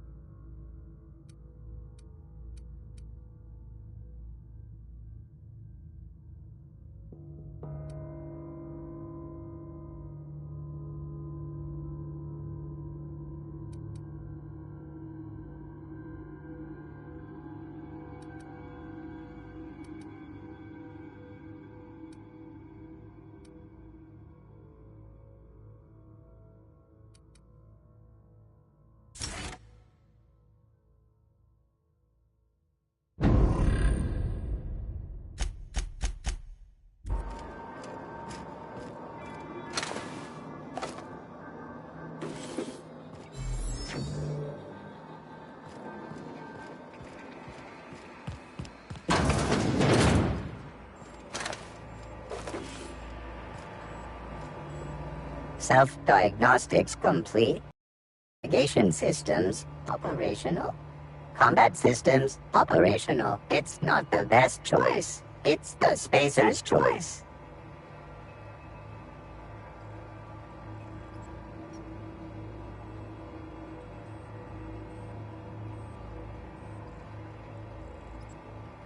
Hostile actions towards Spacer's choice mechanics are contrary to logical directive. Conclusion: all hostile automechanicals must be defective in compliance with Spacer's choice policy. All defective automechanicals must be permanently dismantled. Please allow me to assist. Affirmative.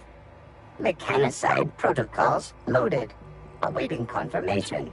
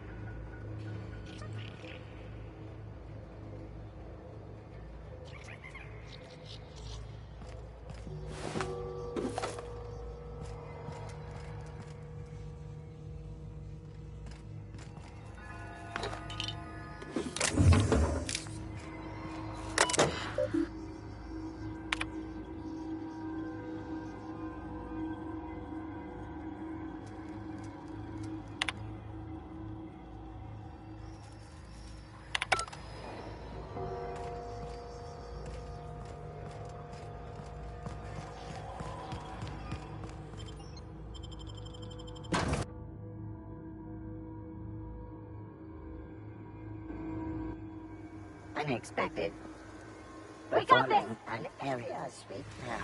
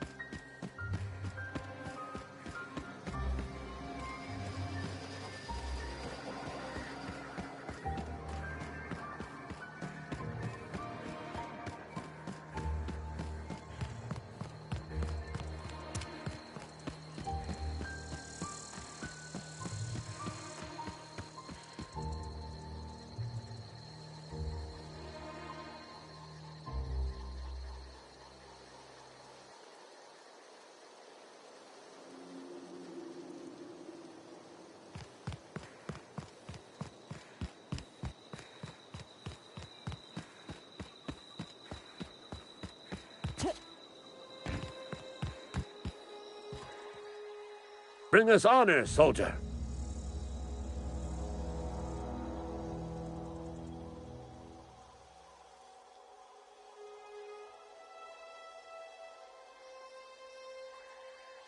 Bang up work, soldier. You're a credit to your uniform. Oh, that reminds me. Gotta look into getting us a uniform. So this is it, then. The key to humanity's victory over the mechanical hordes. I would reward you with the gratitude of the Resistance, but I'm guessing you want something tactile. So here's a couple bits for your trouble, and a little something to remember me by.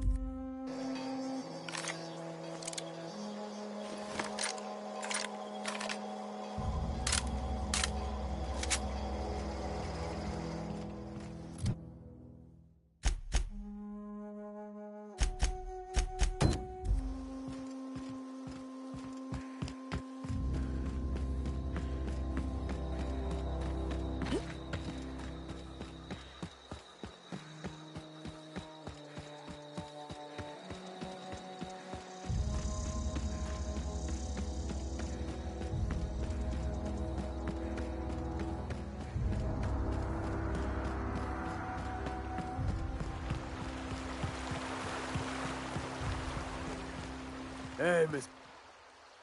Lovely to see you about, Miss Parvati. Things going all right, Silas? Been keeping him careful and true, miss. Best to ask her yourself. My dad's buried here. Silas watches over him when I can't leave the house. Oh. Well, thanks. Something I can do for you?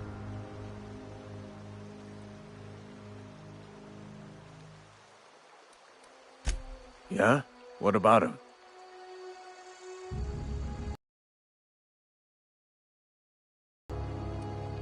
Well, yeah. It's what I'm contractually obligated to do. What's this about?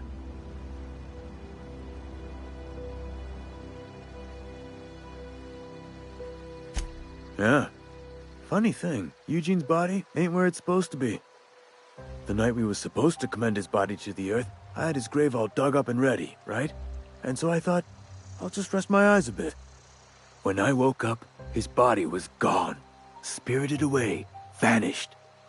The footprints nearby suggested that Eugene was stolen by marauders. Or he rose from the dead.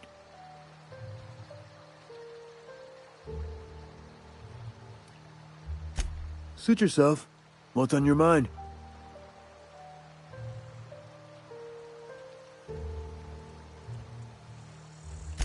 You run into any trouble? Reliable work from a freelancer. That's gonna take some getting used to.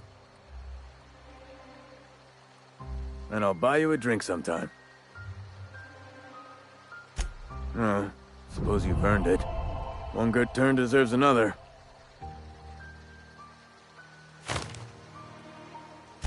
Abernathy was sick? With the plague? That's disgusting. I shook hands with the guy.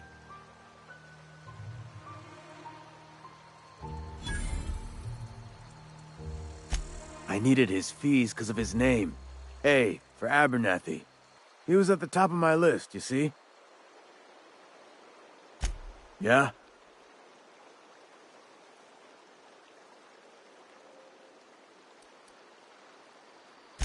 The colony ship? Are you talking about that old rumor? Some great big starship packed full of colonists what got lost in the aether never to be found again?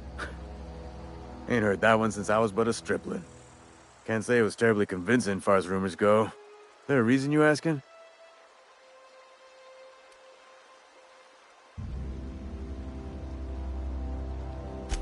All right, easy now. No need to get your hackles up. Maybe you've been out in the sun too long. Why don't you head over to the cantina? Get yourself some Zero-G brew. It's a brew that's good for what ails you.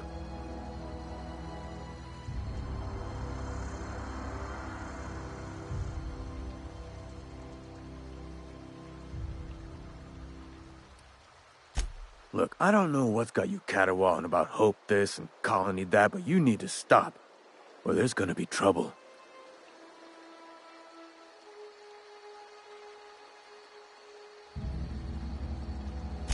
Trouble's in the asking. Or don't much care for folk running their mouths, spreading hoaxes and the like. Frankly, neither do I. Something I can do for you? Yeah?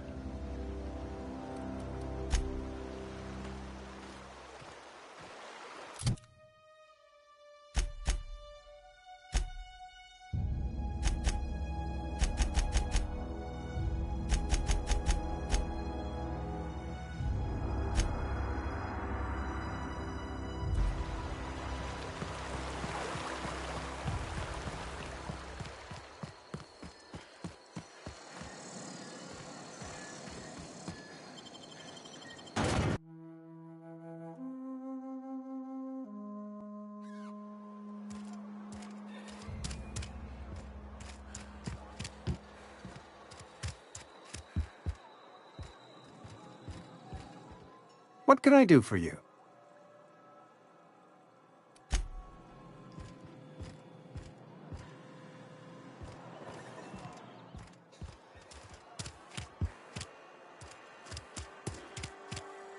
Wish we had some better rations. I've never actually... Welcome to the Spacer's Choice Constabulary. We are Halcyon's leading brand in frontier justice. The office is writing up promotion. Purchase 3 criminal investigations and the 4th one's free.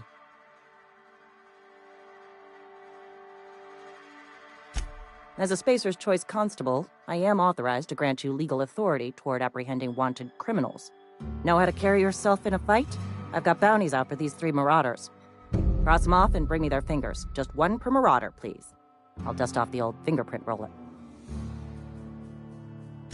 As long as your questions fall within the acceptable margins of curiosity.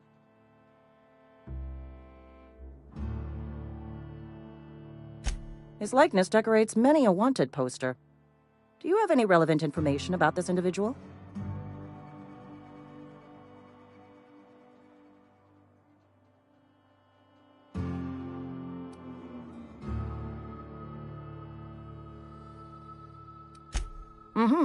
Shot you into space? You know, lying to a Spacer's Choice Constable is a violation of company policy and punishable by a fine.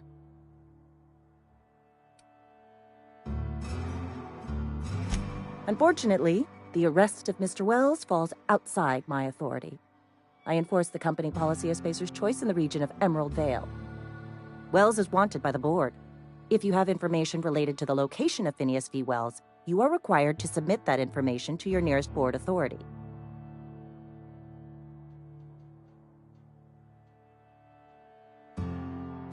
Something to report?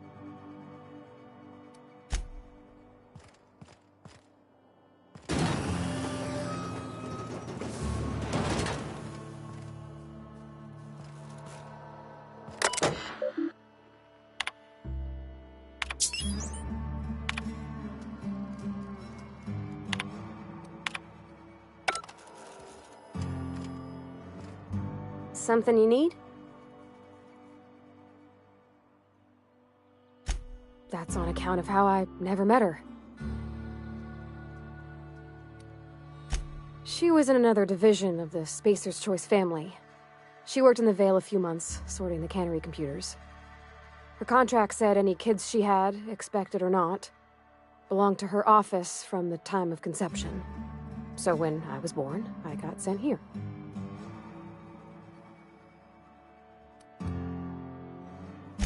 Could be. Reckon I'll never know. You mean about the mission being too clean?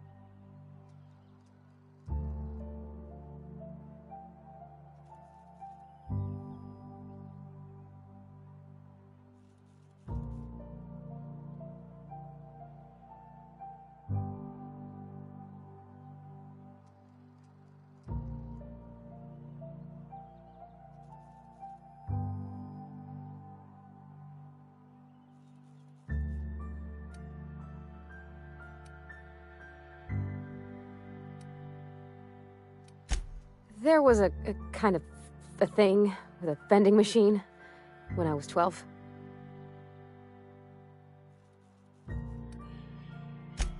Sure, but folks got long memories around here. I've always been good with my hands, right? So I saw a lock on the machine and thought, oh, this must be how they refill it. But I had to know. So I did my thing, and next thing I know, there's a couple hundred bottles of Zero G rolling out the front door and into the road.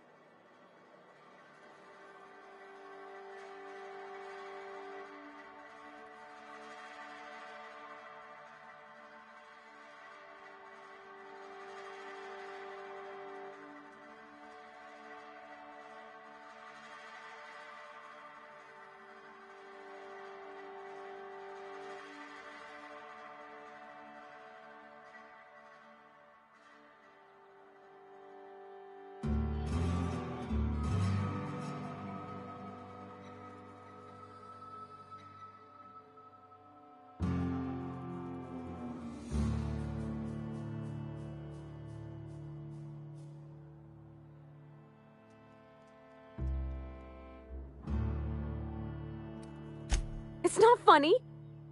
Right about then, a bunch of loaders came rolling in the gate, fresh off the Saltuna ships. And Mr. Thompson was up on the porch making a speech about how everyone would have to volunteer a third shift to get it all canned. Anyhow, you ever seen an auto loader run over a bottle of Zero G?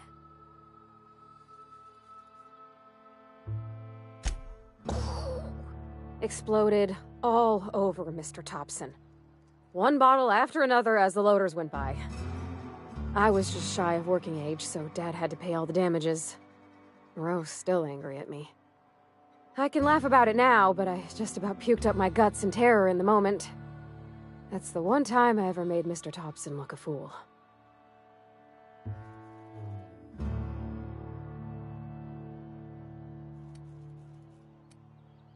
I know, but Vickers says the universe is a machine, that it runs by law. Real machines have gunked up oil, scratches, and worn bits. You can tell they've seen handling, been used by folk. The machine Vickers sees is one ain't never been run. It's not for people to live in. It's something on a museum shelf, under glass.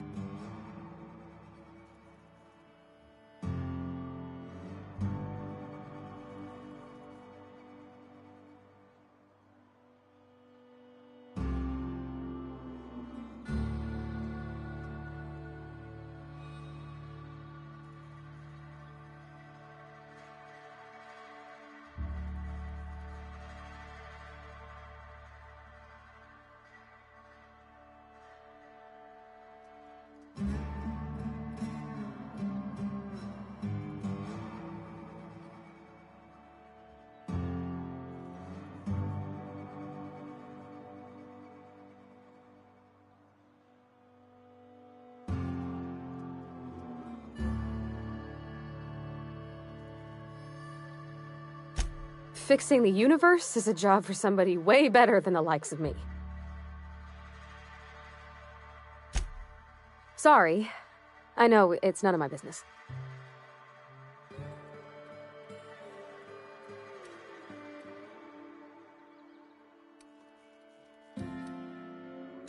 It's not like I think it a failing, mind. It's just I live right across the road. Most nights I watch folks out my window. When they come in here, they might be happy or sad. Mostly they're tired. When they leave, they're mad at themselves. Or they stumble into the alley and I listen to their hearts breaking.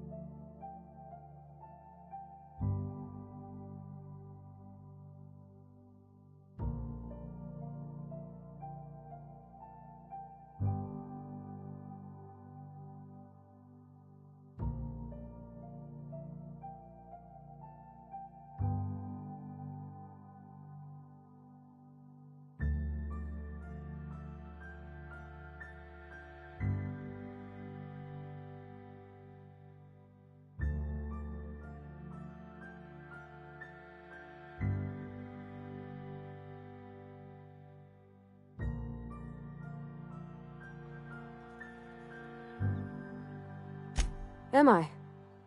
Well, it's just normal to me. Why isn't everybody else, I wonder?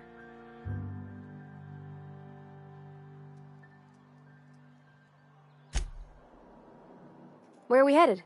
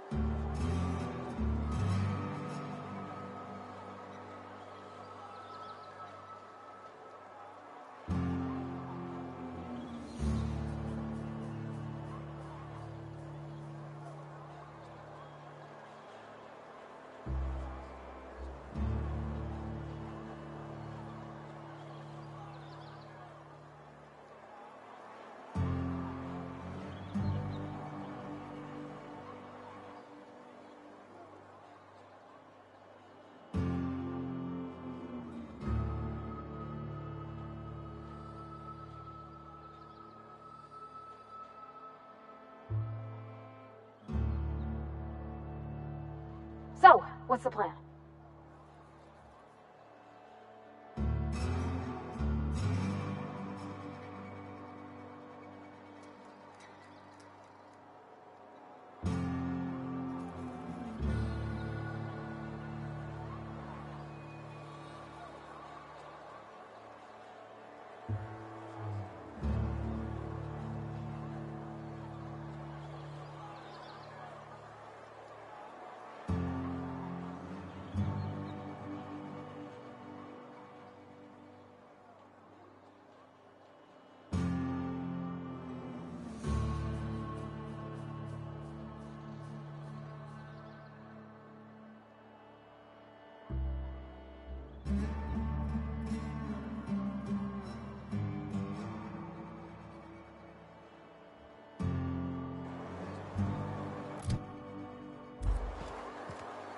Friend of mine died a couple weeks back. Still ain't past it.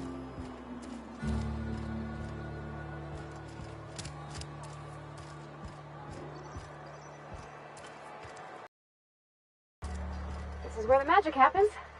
Well, science. But it still happens.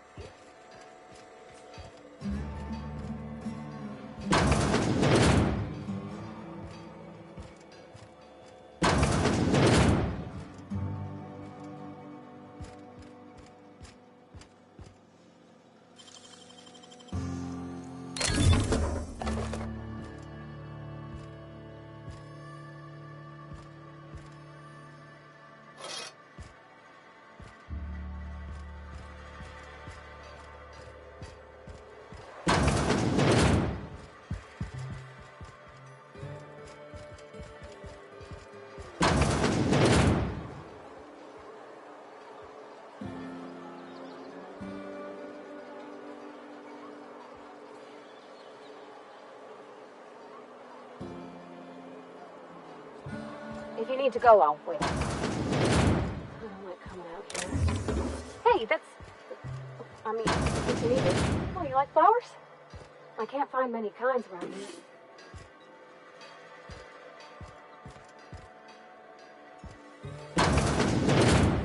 My dad's...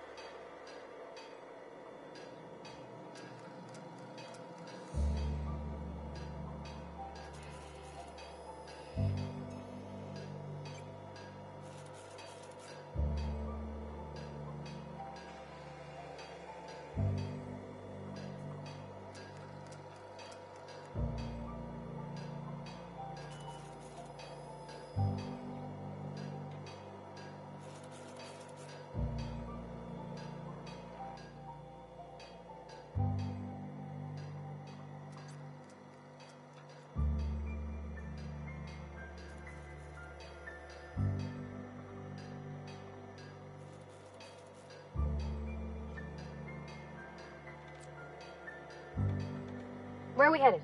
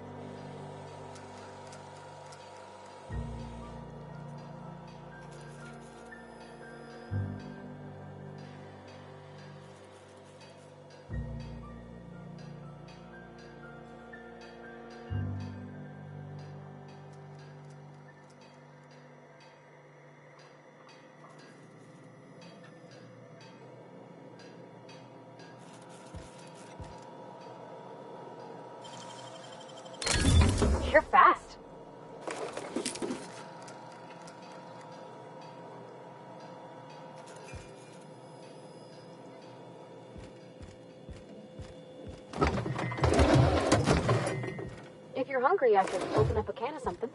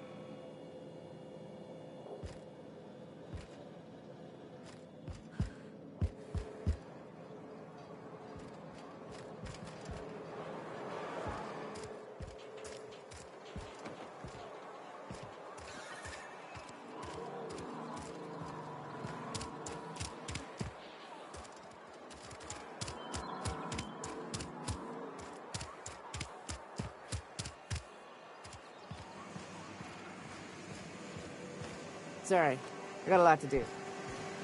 Carry on.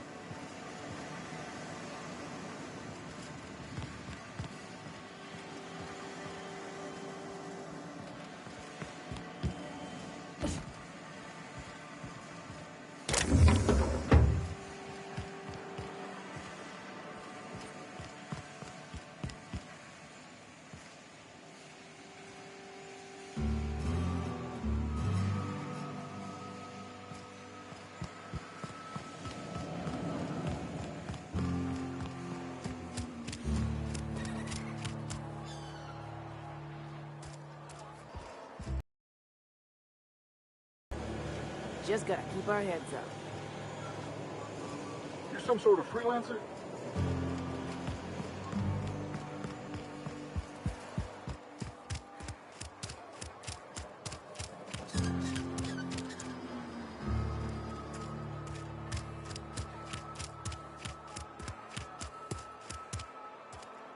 You some sort of freelancer?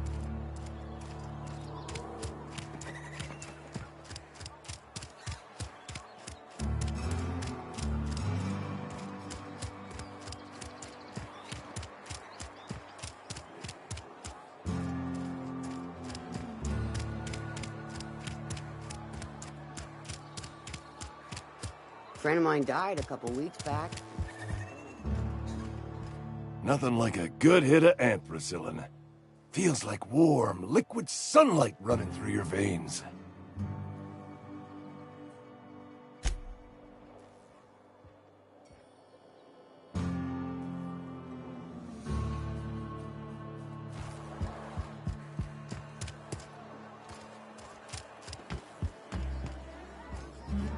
Somebody's been wrecked. Spacer's choice. Take. Never seen you here before. You a visitor? Welcome. On behalf of the Spacer's Choice family, let me welcome you to, where am I again?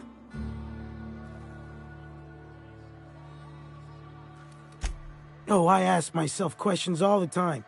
For example, why do we spend money on these fancy latrines when we have a perfectly good wall outside?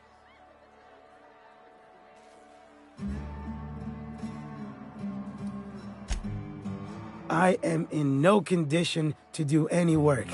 Not so long as my injuries trouble me.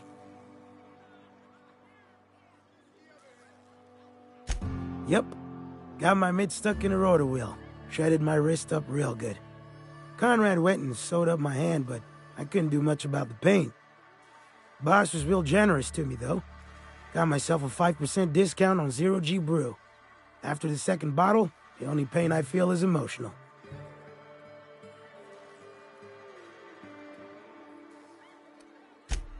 Hey, Conrad's a surgeon. Well, he's a barber. That's like surgery, but for your hair.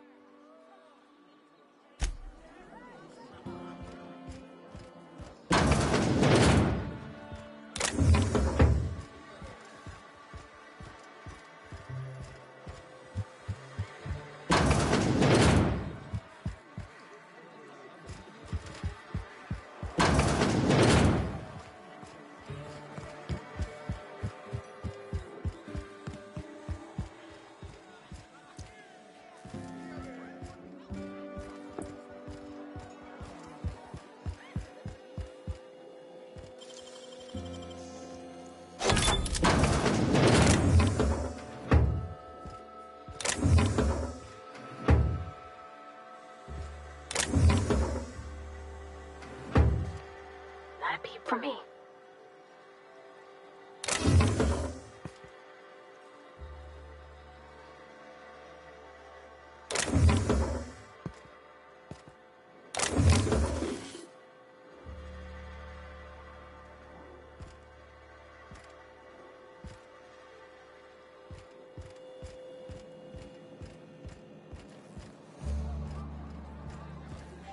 I don't know you.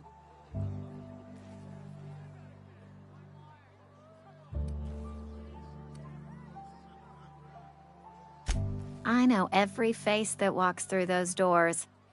Except yours. I don't know what you're about, but this here's a Spacer's Choice drinking establishment. We're all loyal, hard-working company folk here.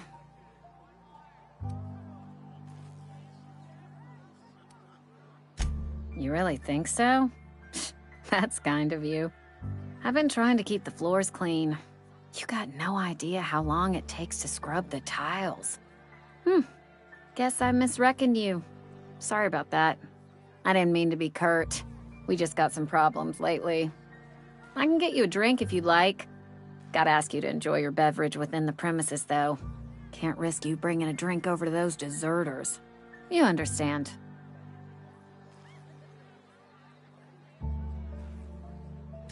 Coming right up.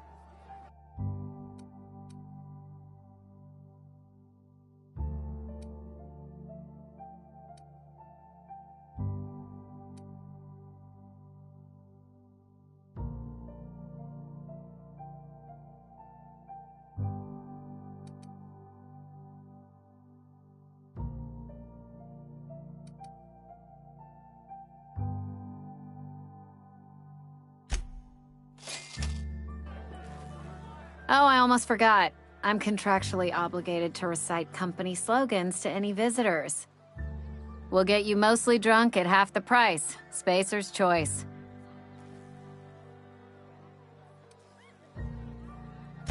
Go ahead.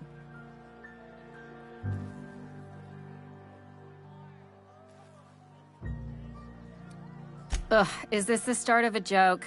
If you want me to laugh at your jokes, it's a 3-drink minimum.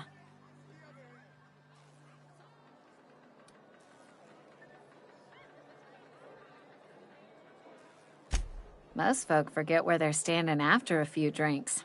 Seems to me you've got a head start. Anyhow, whatever happens outside the walls is not my business. Only deserters and marauders wander out there, and I cannot tell you which I revile more.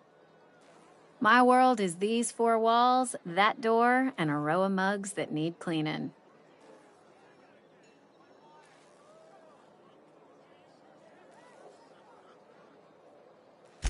Let me make something clear. Spacer's Choice has been real good to me. The town's been real good to me. I start gallivanting around outside the walls, poking around in places I shouldn't be, learning things I've got no right to know. People will talk. Won't ever catch me asking about the world outside. Else the town's gonna say Amelia's gone soft. That Amelia's pondering desertion. I don't want that.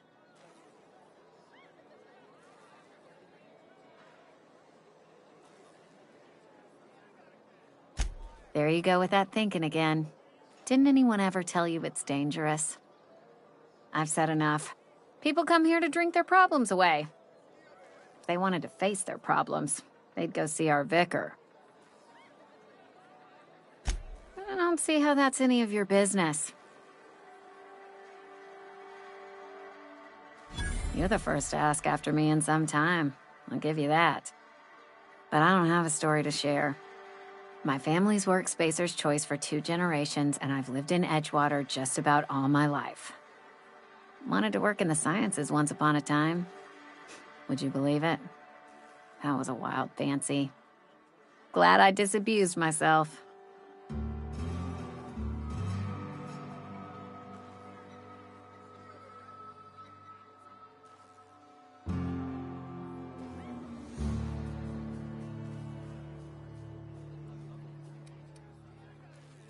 What happened, you ask?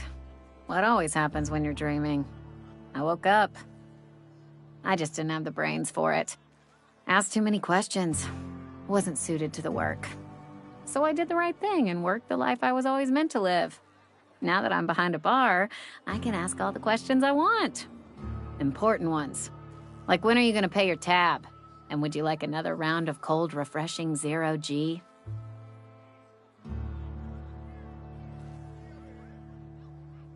Don't talk to me that way, please. Spent many years disabusing myself of that notion. Don't need you putting it back in my head. Lab work ain't for me. Never was. Never will be. Spacer's Choice put me where I belong, and for that, I am grateful.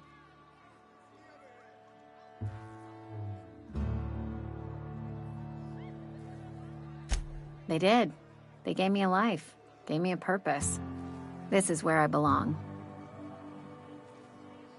What's wrong with that? It's good, honest work. Pots and pans don't scrub themselves. Glasses don't fill themselves either. Unless you're in Byzantium. I hear everything's automated there. Not that I'll ever find out. Not so fast. I told you about my life. Your turn to tell me about yours. So, what's your story?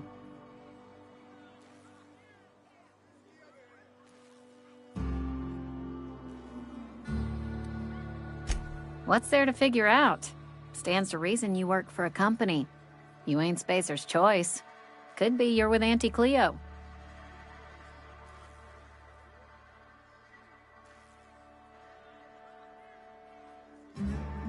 Don't see what a Cleo worker's doing in Spacer country. Trying to eyeball the competition, are we? Well, good luck trying to figure yourself out. Sounds like you'll need it.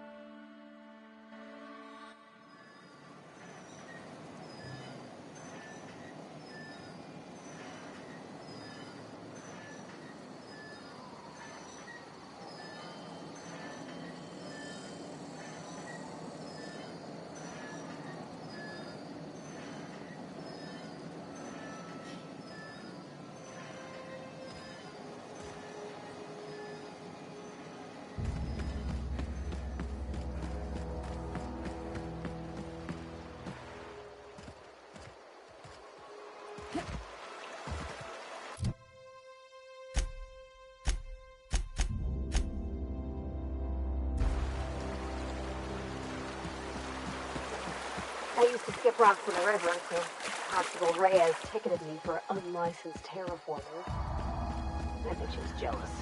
She don't know how to skip rocks her own self.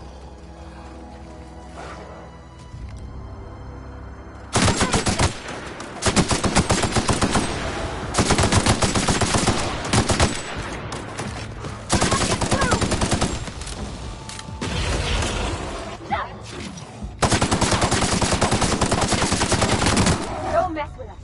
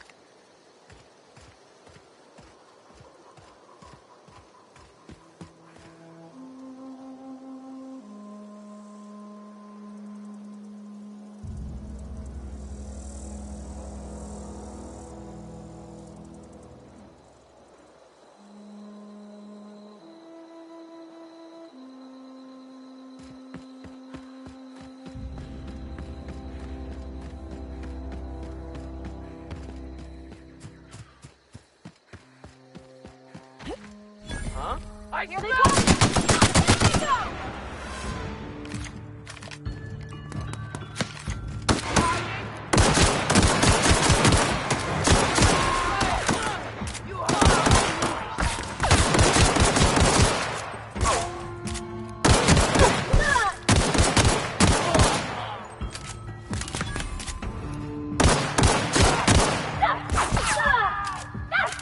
Everyone all right?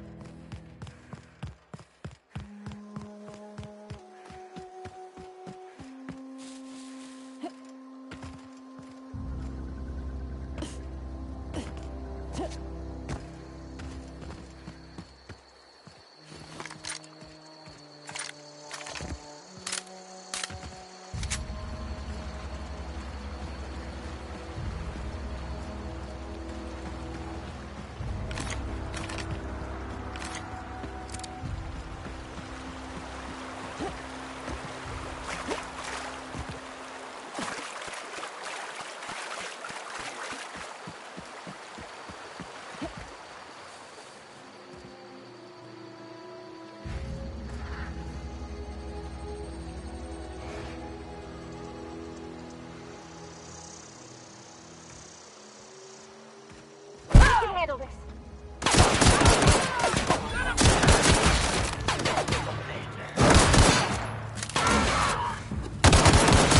Everyone all right?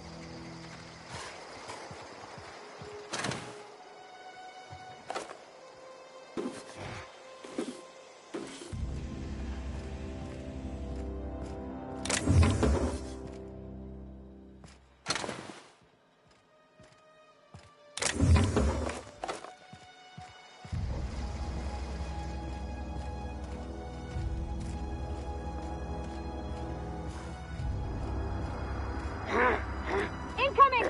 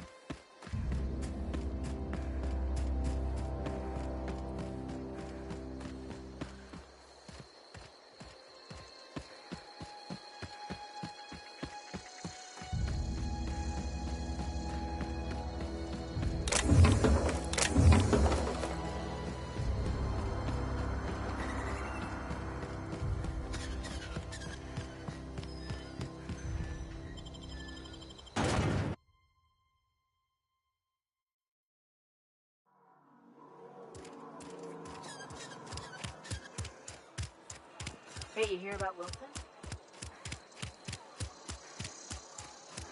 Almost lost a finger in the cannery today. Something to report?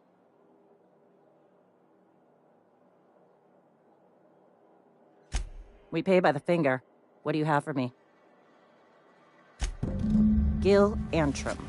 Real name, Guillaume. Duly processed by a freelancer on behalf of Spacer's Choice. I remember him. I was just a kid last I saw him. Shame. I'll just need your signature here, here, here, here, and here. Got any more fingers for me? Mabel Burgess. Age 37. Right or left-handed? Let's just say no longer applicable. I remember Doc Burgess. Conducted my physical every fiscal quarter. Guess she couldn't keep her hands off her patient's medicine. Still one outstanding bounty. If you've got a finger, I've got the paperwork.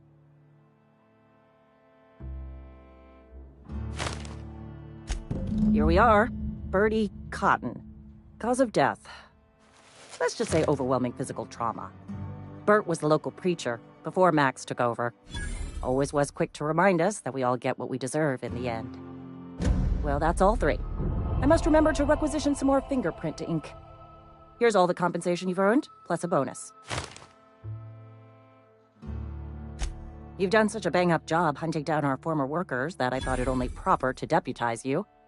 Congratulations. Let me stop you there. It is official Spacer's Choice policy that all Marauders, regardless of prior affiliation to the Spacer's Choice brand, no longer qualify as our people.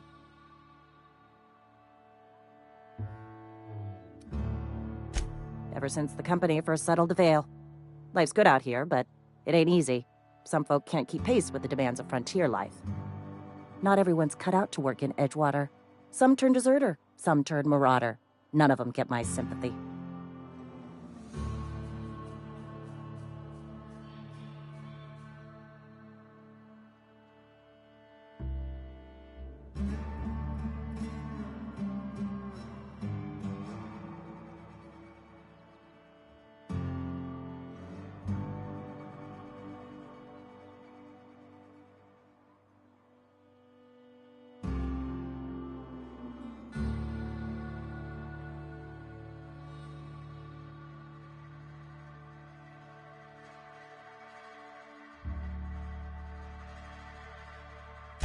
Uh-huh.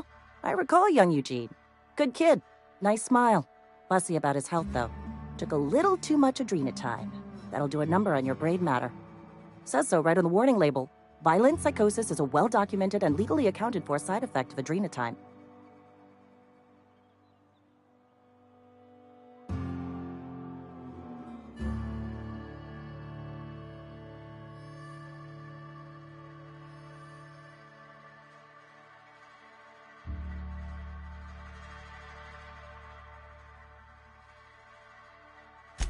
What's on your mind? I've got nothing on my bounty board. That's a good feeling.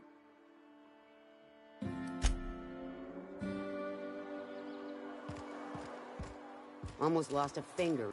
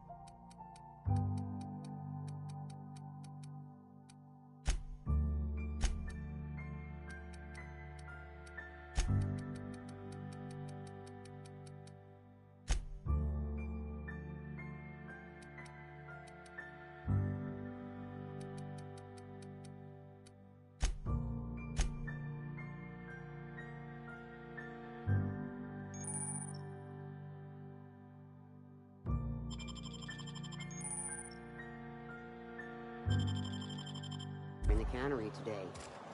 Just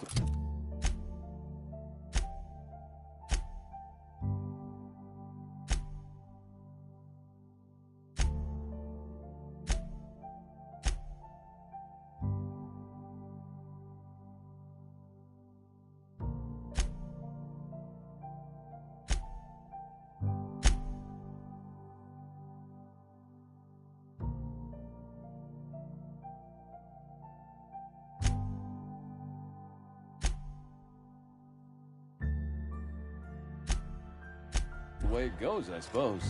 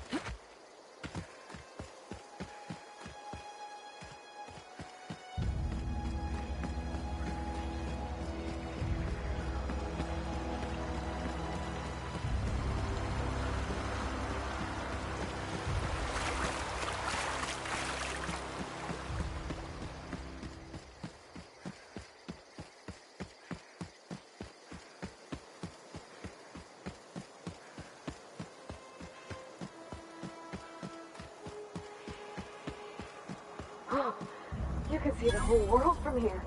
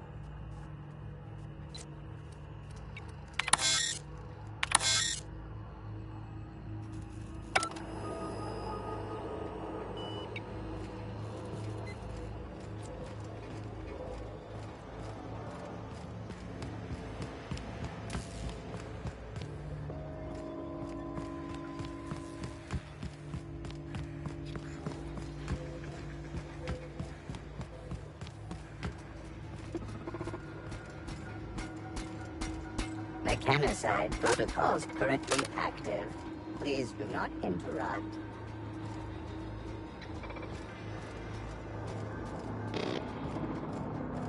No, just leave me alone!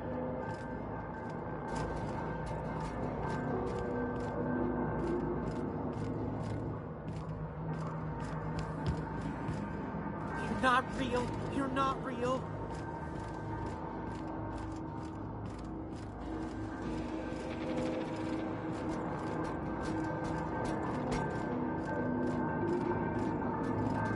Get away!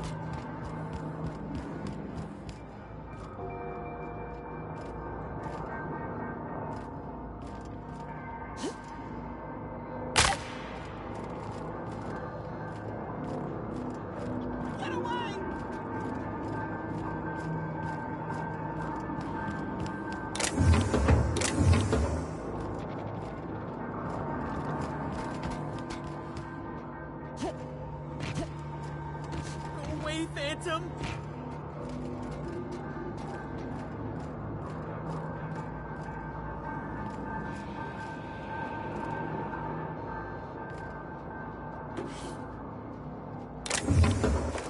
Get away!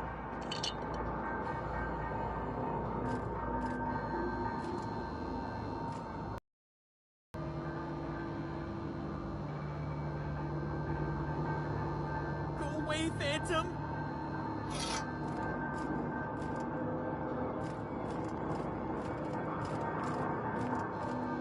You're not real! You're not real! Get away from me, Phantom! Shoot! Scram!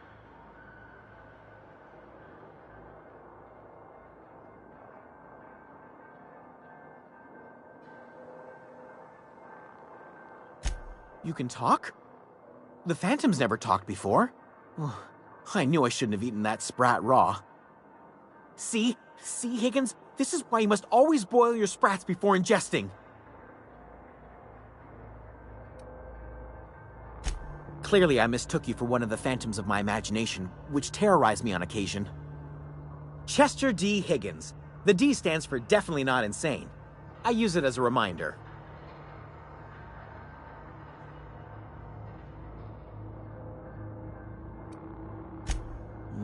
Hard to say. By my reckoning, Higgins has been here somewhere between 2 weeks and forever. My recollection's a touch fuzzy these days.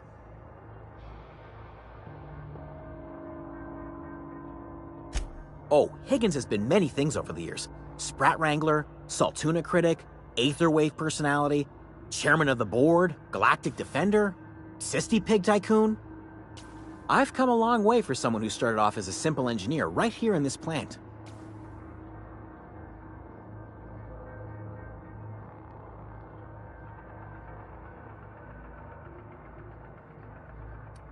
Jimmy'd opened the vending machines. That lasted a good couple of months. Eventually, I had to resort to more unconventional means of filling my insides.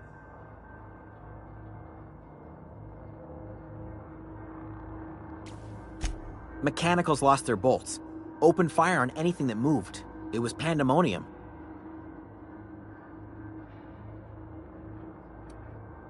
You mean, why did the Mechanicals go on a murderous rampage?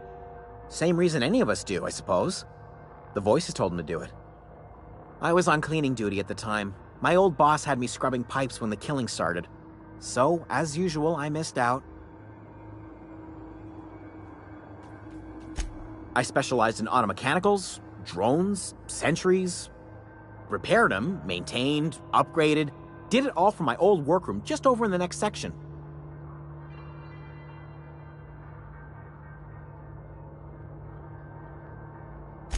Look, I don't want to fall into any trouble with the Mechanicals. If they wise up to our plans, they will come for us.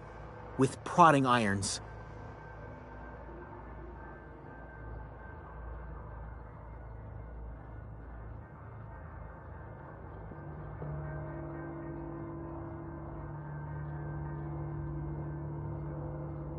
You know, you remind me of myself back when I was an intergalactic adventurer. I discovered a flaw.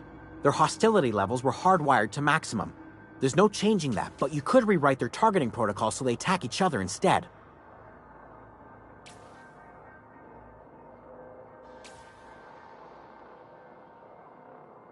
Yes, that's exactly it.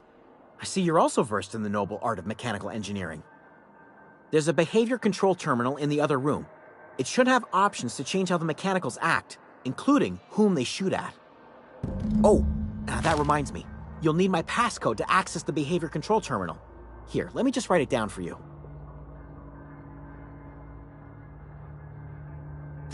The tail. Definitely start with the tail. If you're feeling adventurous, the ears are a particular delicacy.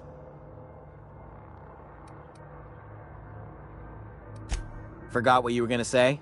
Me too.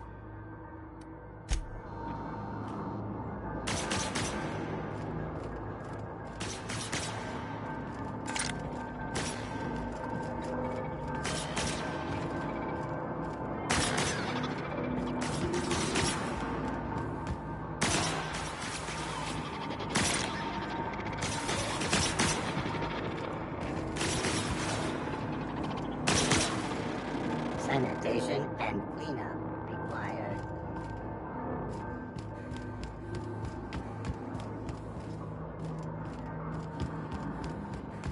Returning to patrol mode.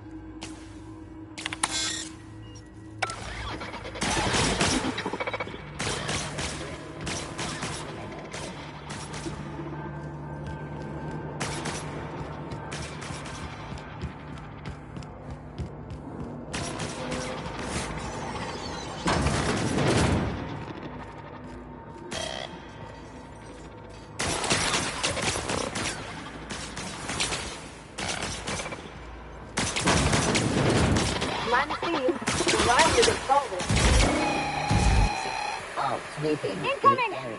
Threat level.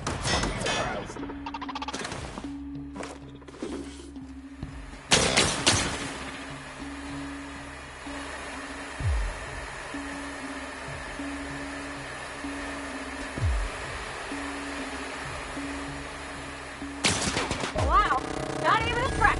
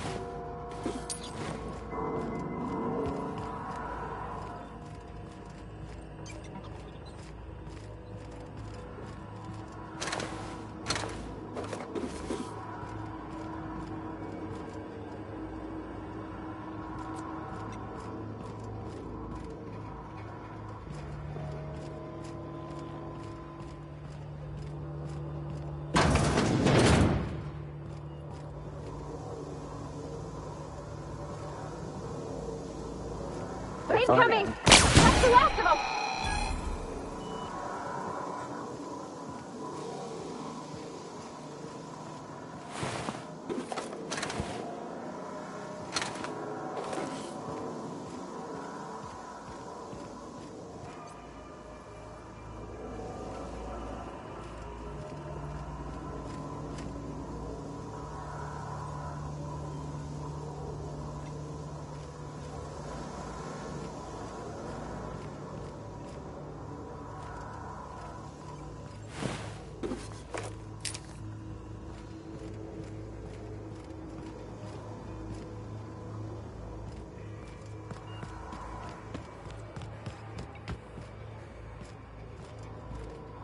Let's go. If we send the power to Miss McDevitt, what happens to the Veil?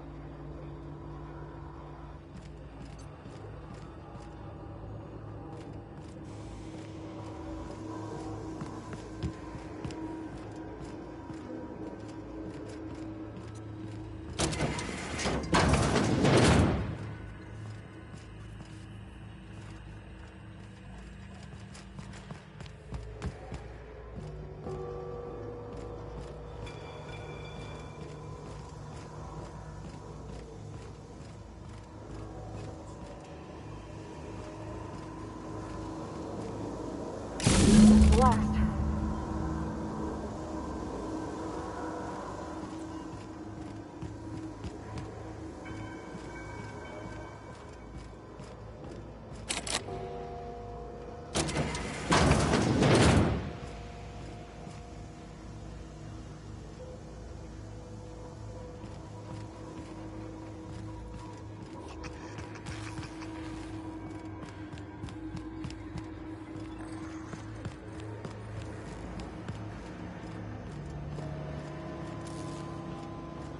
Once we do this, there's no going back. Excuse me, ma'am. Look, I know you want your power regulator and all, but I just gotta ask you. Do you understand what you're about to do?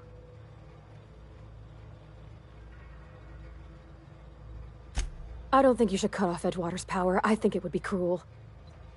I'm sorry. That just sort of came out all at once. Edgewater's hurting. We've been losing workers year after year, and corporate hardly ever sends replacements. There's barely enough Saltuna to fill our bellies anymore. But the town's got some good people in it. Decent, hard-working folk just living their lives the only way they know how. They don't deserve to be punished.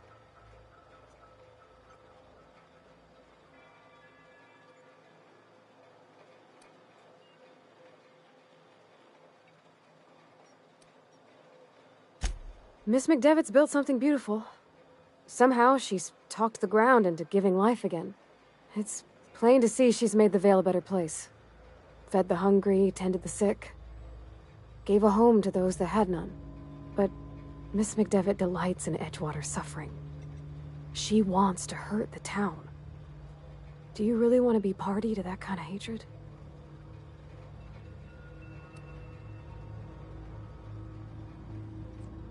That sure sounds like Mr. Thompson.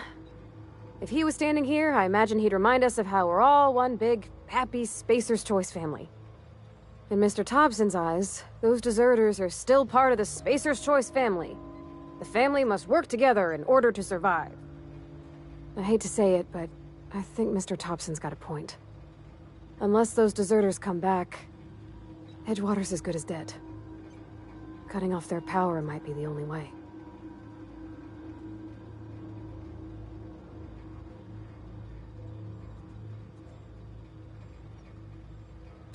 Sorry, I didn't mean to babble on like that. I felt like I had to say something.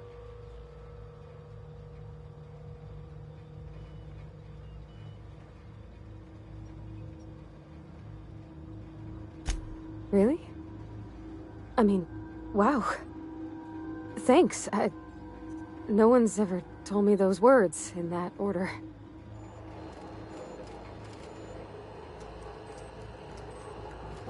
Something you need?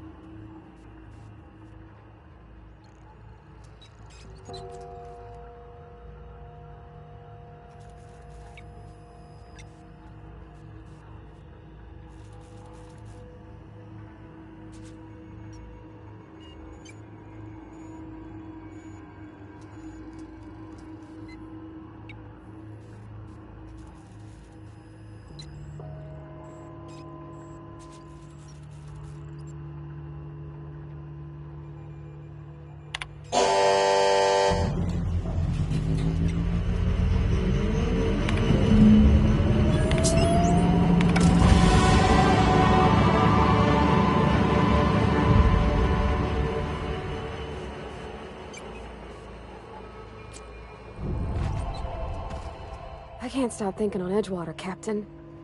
I'm glad the deserters are gonna be alright now they got power, but what about the town? All those people.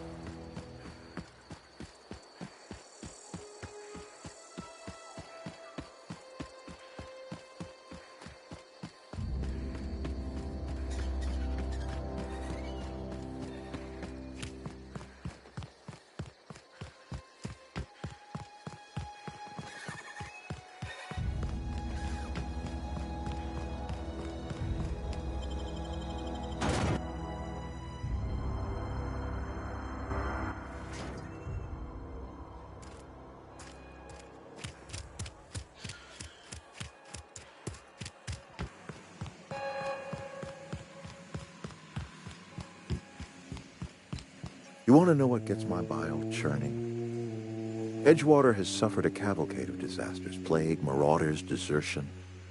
Then you wandered in town.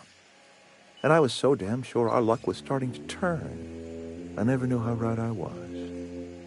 Just answer one question for me. Why'd you do it?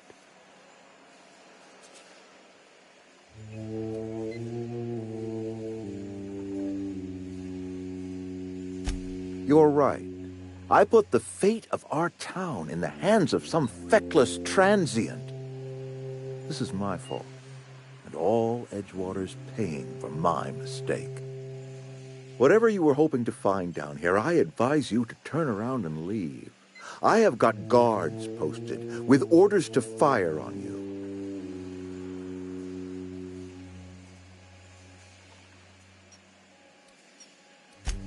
Edgewater's dead. Our cannery's dead.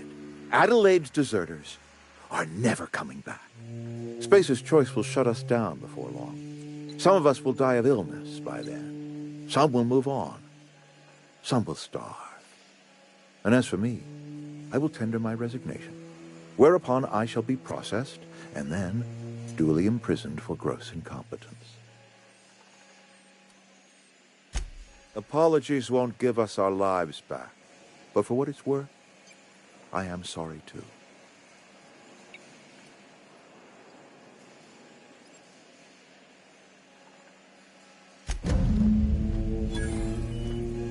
You and I have got nothing more to say.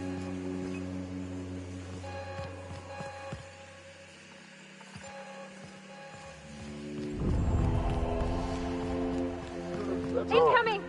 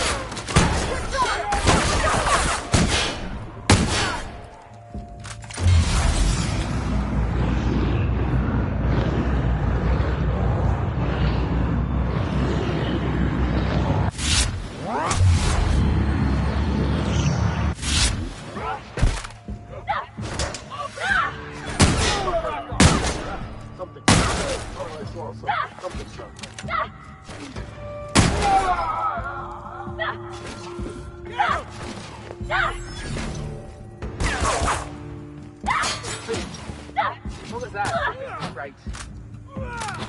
I'm taking cover! That's odd. Better take a look. I'll make you pay!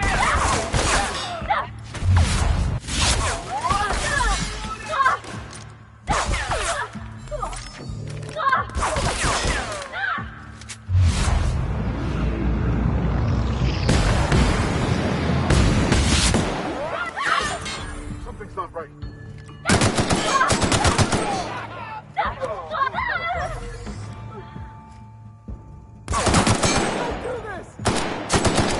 Better take a look. Huh?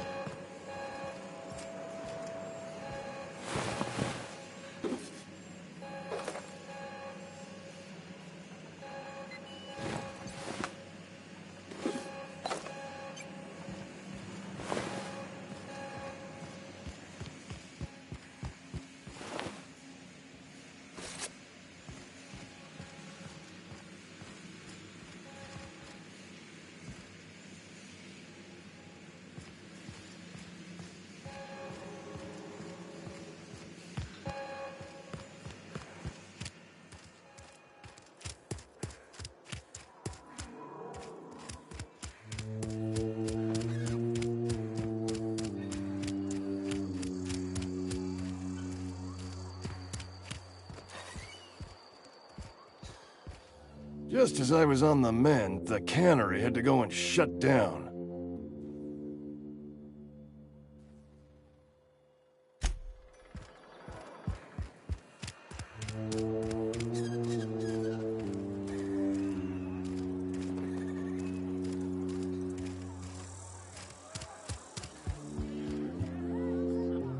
Power's gone. Law knows how long. Looking to get drunk?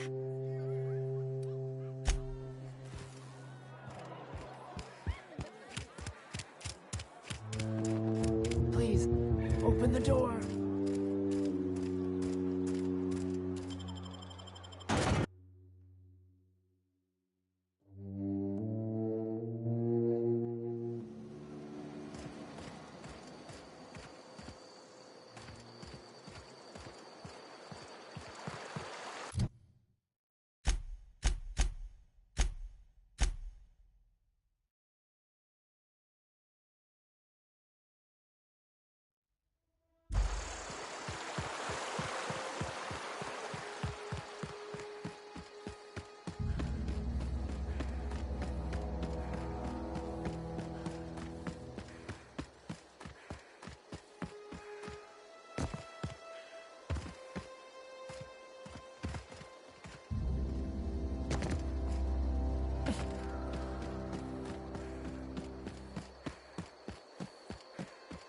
Huh? Let's end this quick!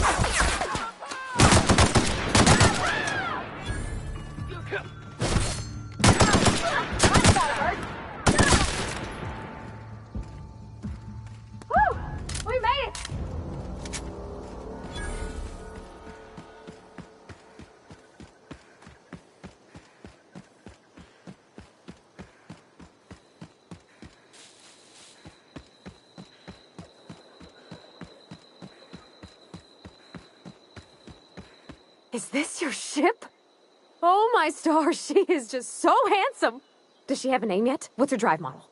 Oh, gosh. Listen to me babbling. When I was in Edgewater, I dreamed of flying on a real ship, working on a real engine, belonging to a proper crew. Edgewater won't last another season without power, but that don't change the fact that I'm indentured to Spacer's Choice. Company expects me back at my post.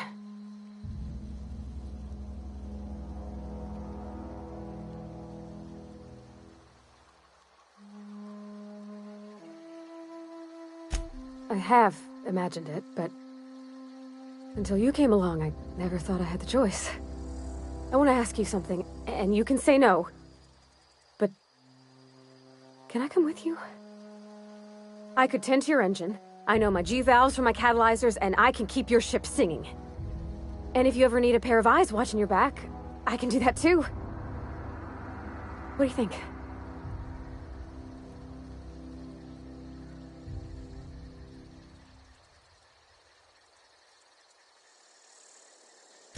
Yes! I mean, thanks. You won't regret this, ma'am. Captain. I can call you Captain now. Ha! I got a captain.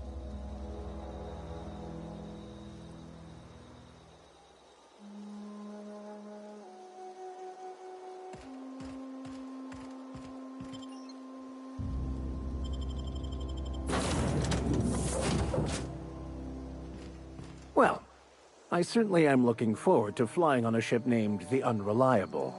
I'll just head upstairs and claim a room. Yes, you caught me ruminating again. Guilty as charged. What's occupying your thoughts?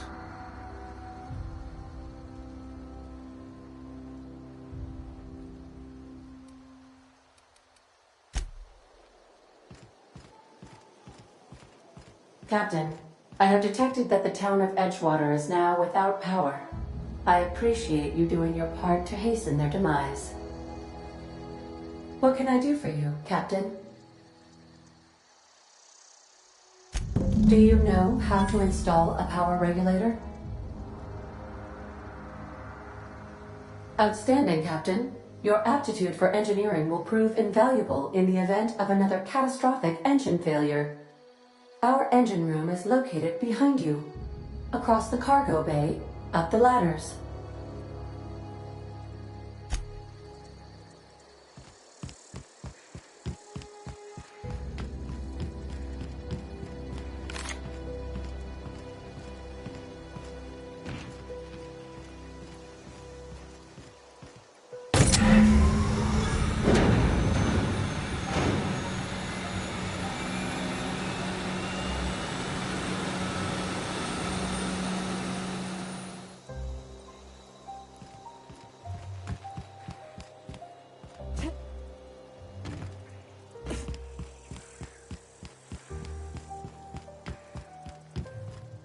What can I do for you, Captain? All systems are operating within acceptable parameters. I am prepared to bring the Unreliable into low-altitude orbit. This should prove an adequate test of our flight capabilities.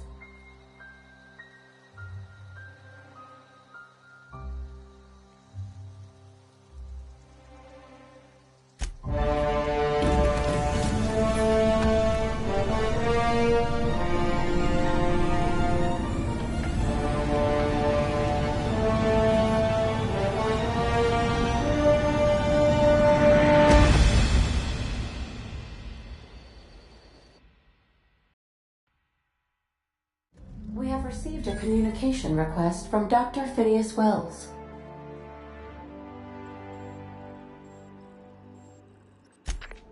Aha, there you are, hale and hearty, and captain of your own ship. I see you're putting the Unreliable to good use. Shame about her former captain, horrible way to die.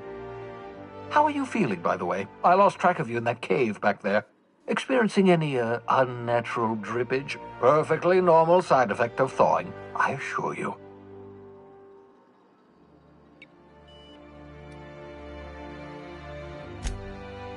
Oh, yes, that's probably permanent. I wouldn't worry about it, though. I'm sure you're fine.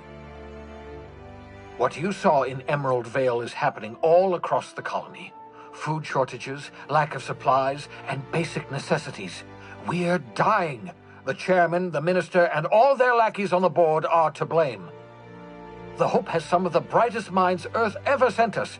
If we can revive the Hope's colonists, they can help us undo the board's mistakes. They can help us set things right. You need to get to Stellar Bay on Monarch. I have contacts there. They'll help us, find the chemicals to revive your fellow colonists. Gladys Culkelly, lovely woman, runs a cozy little black marketing outfit on the Groundbreaker. She can get you a nav key to land on Stellar Bay.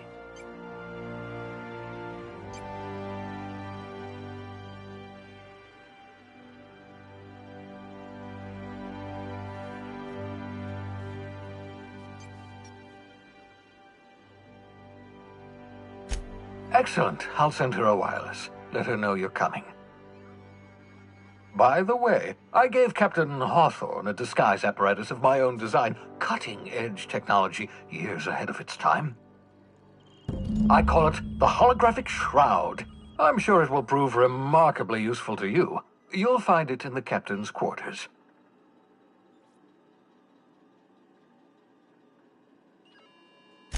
Excellent.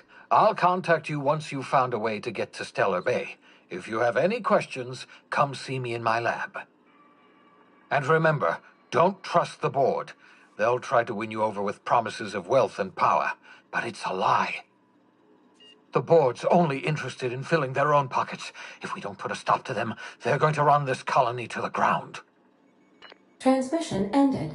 If you are ready to depart, please select a destination on your navigation terminal.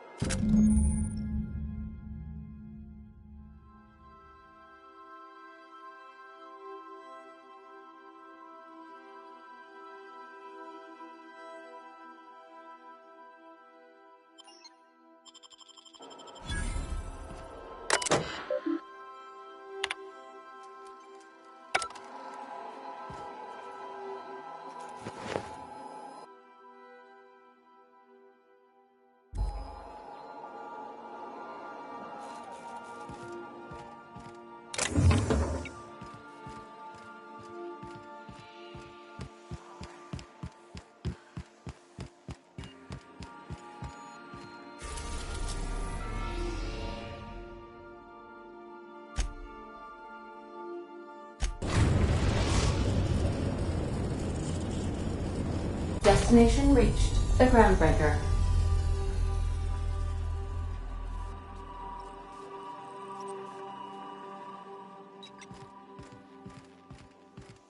Can we talk? Hey, Captain. I heard that Groundbreaker's got a real good engineer. A lady named Junlei Tennyson?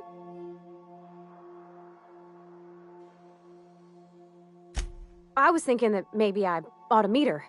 If you got time to swing us by, I mean. I don't got much experience fixing actual spaceships. I bet you a can of Borston beans she could teach me all manner of stuff.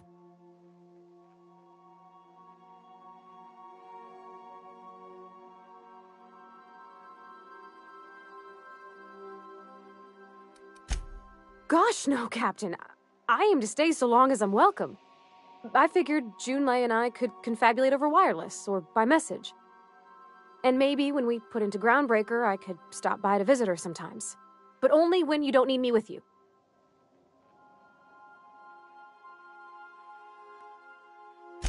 Thanks, Captain. I'll be sure to make it worth your time. Did you want to talk about something else?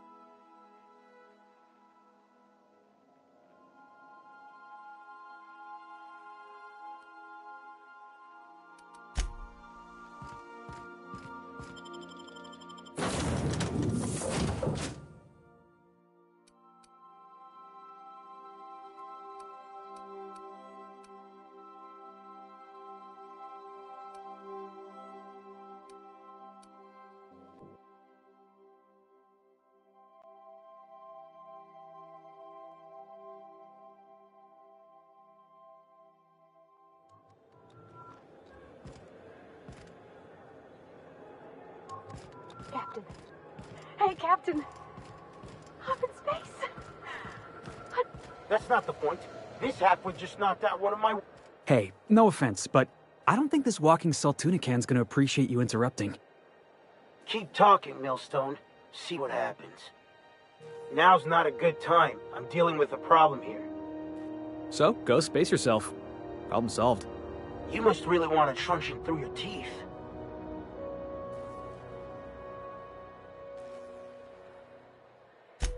Do what you want. I'm done here. Whatever you heard, it's all true. I had this foreman, right? Guy never liked me, always trying to get a rise out of me. But I keep my chin up, right? Be the bigger man, I tell myself. He's a Spacer's chosen man, though. So when the Chosen beat my Rangers the other night, my foreman comes swaggering up with his head full of boasting.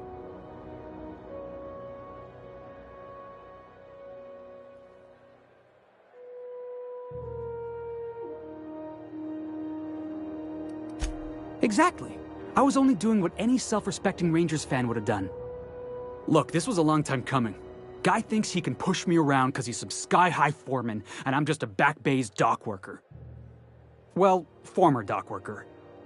Guess I just tendered my resignation.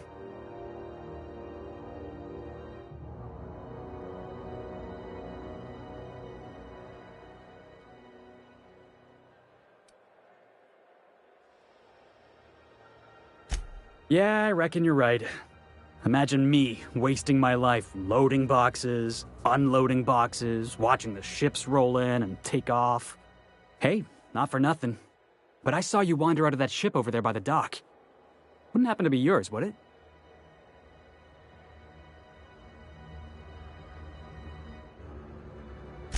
Captain of the Unreliable. You're like something out of a serial drama.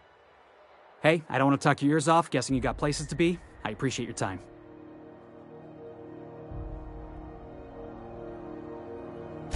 Felix Millstone. Pleased to make your acquaintance. See you around, boss.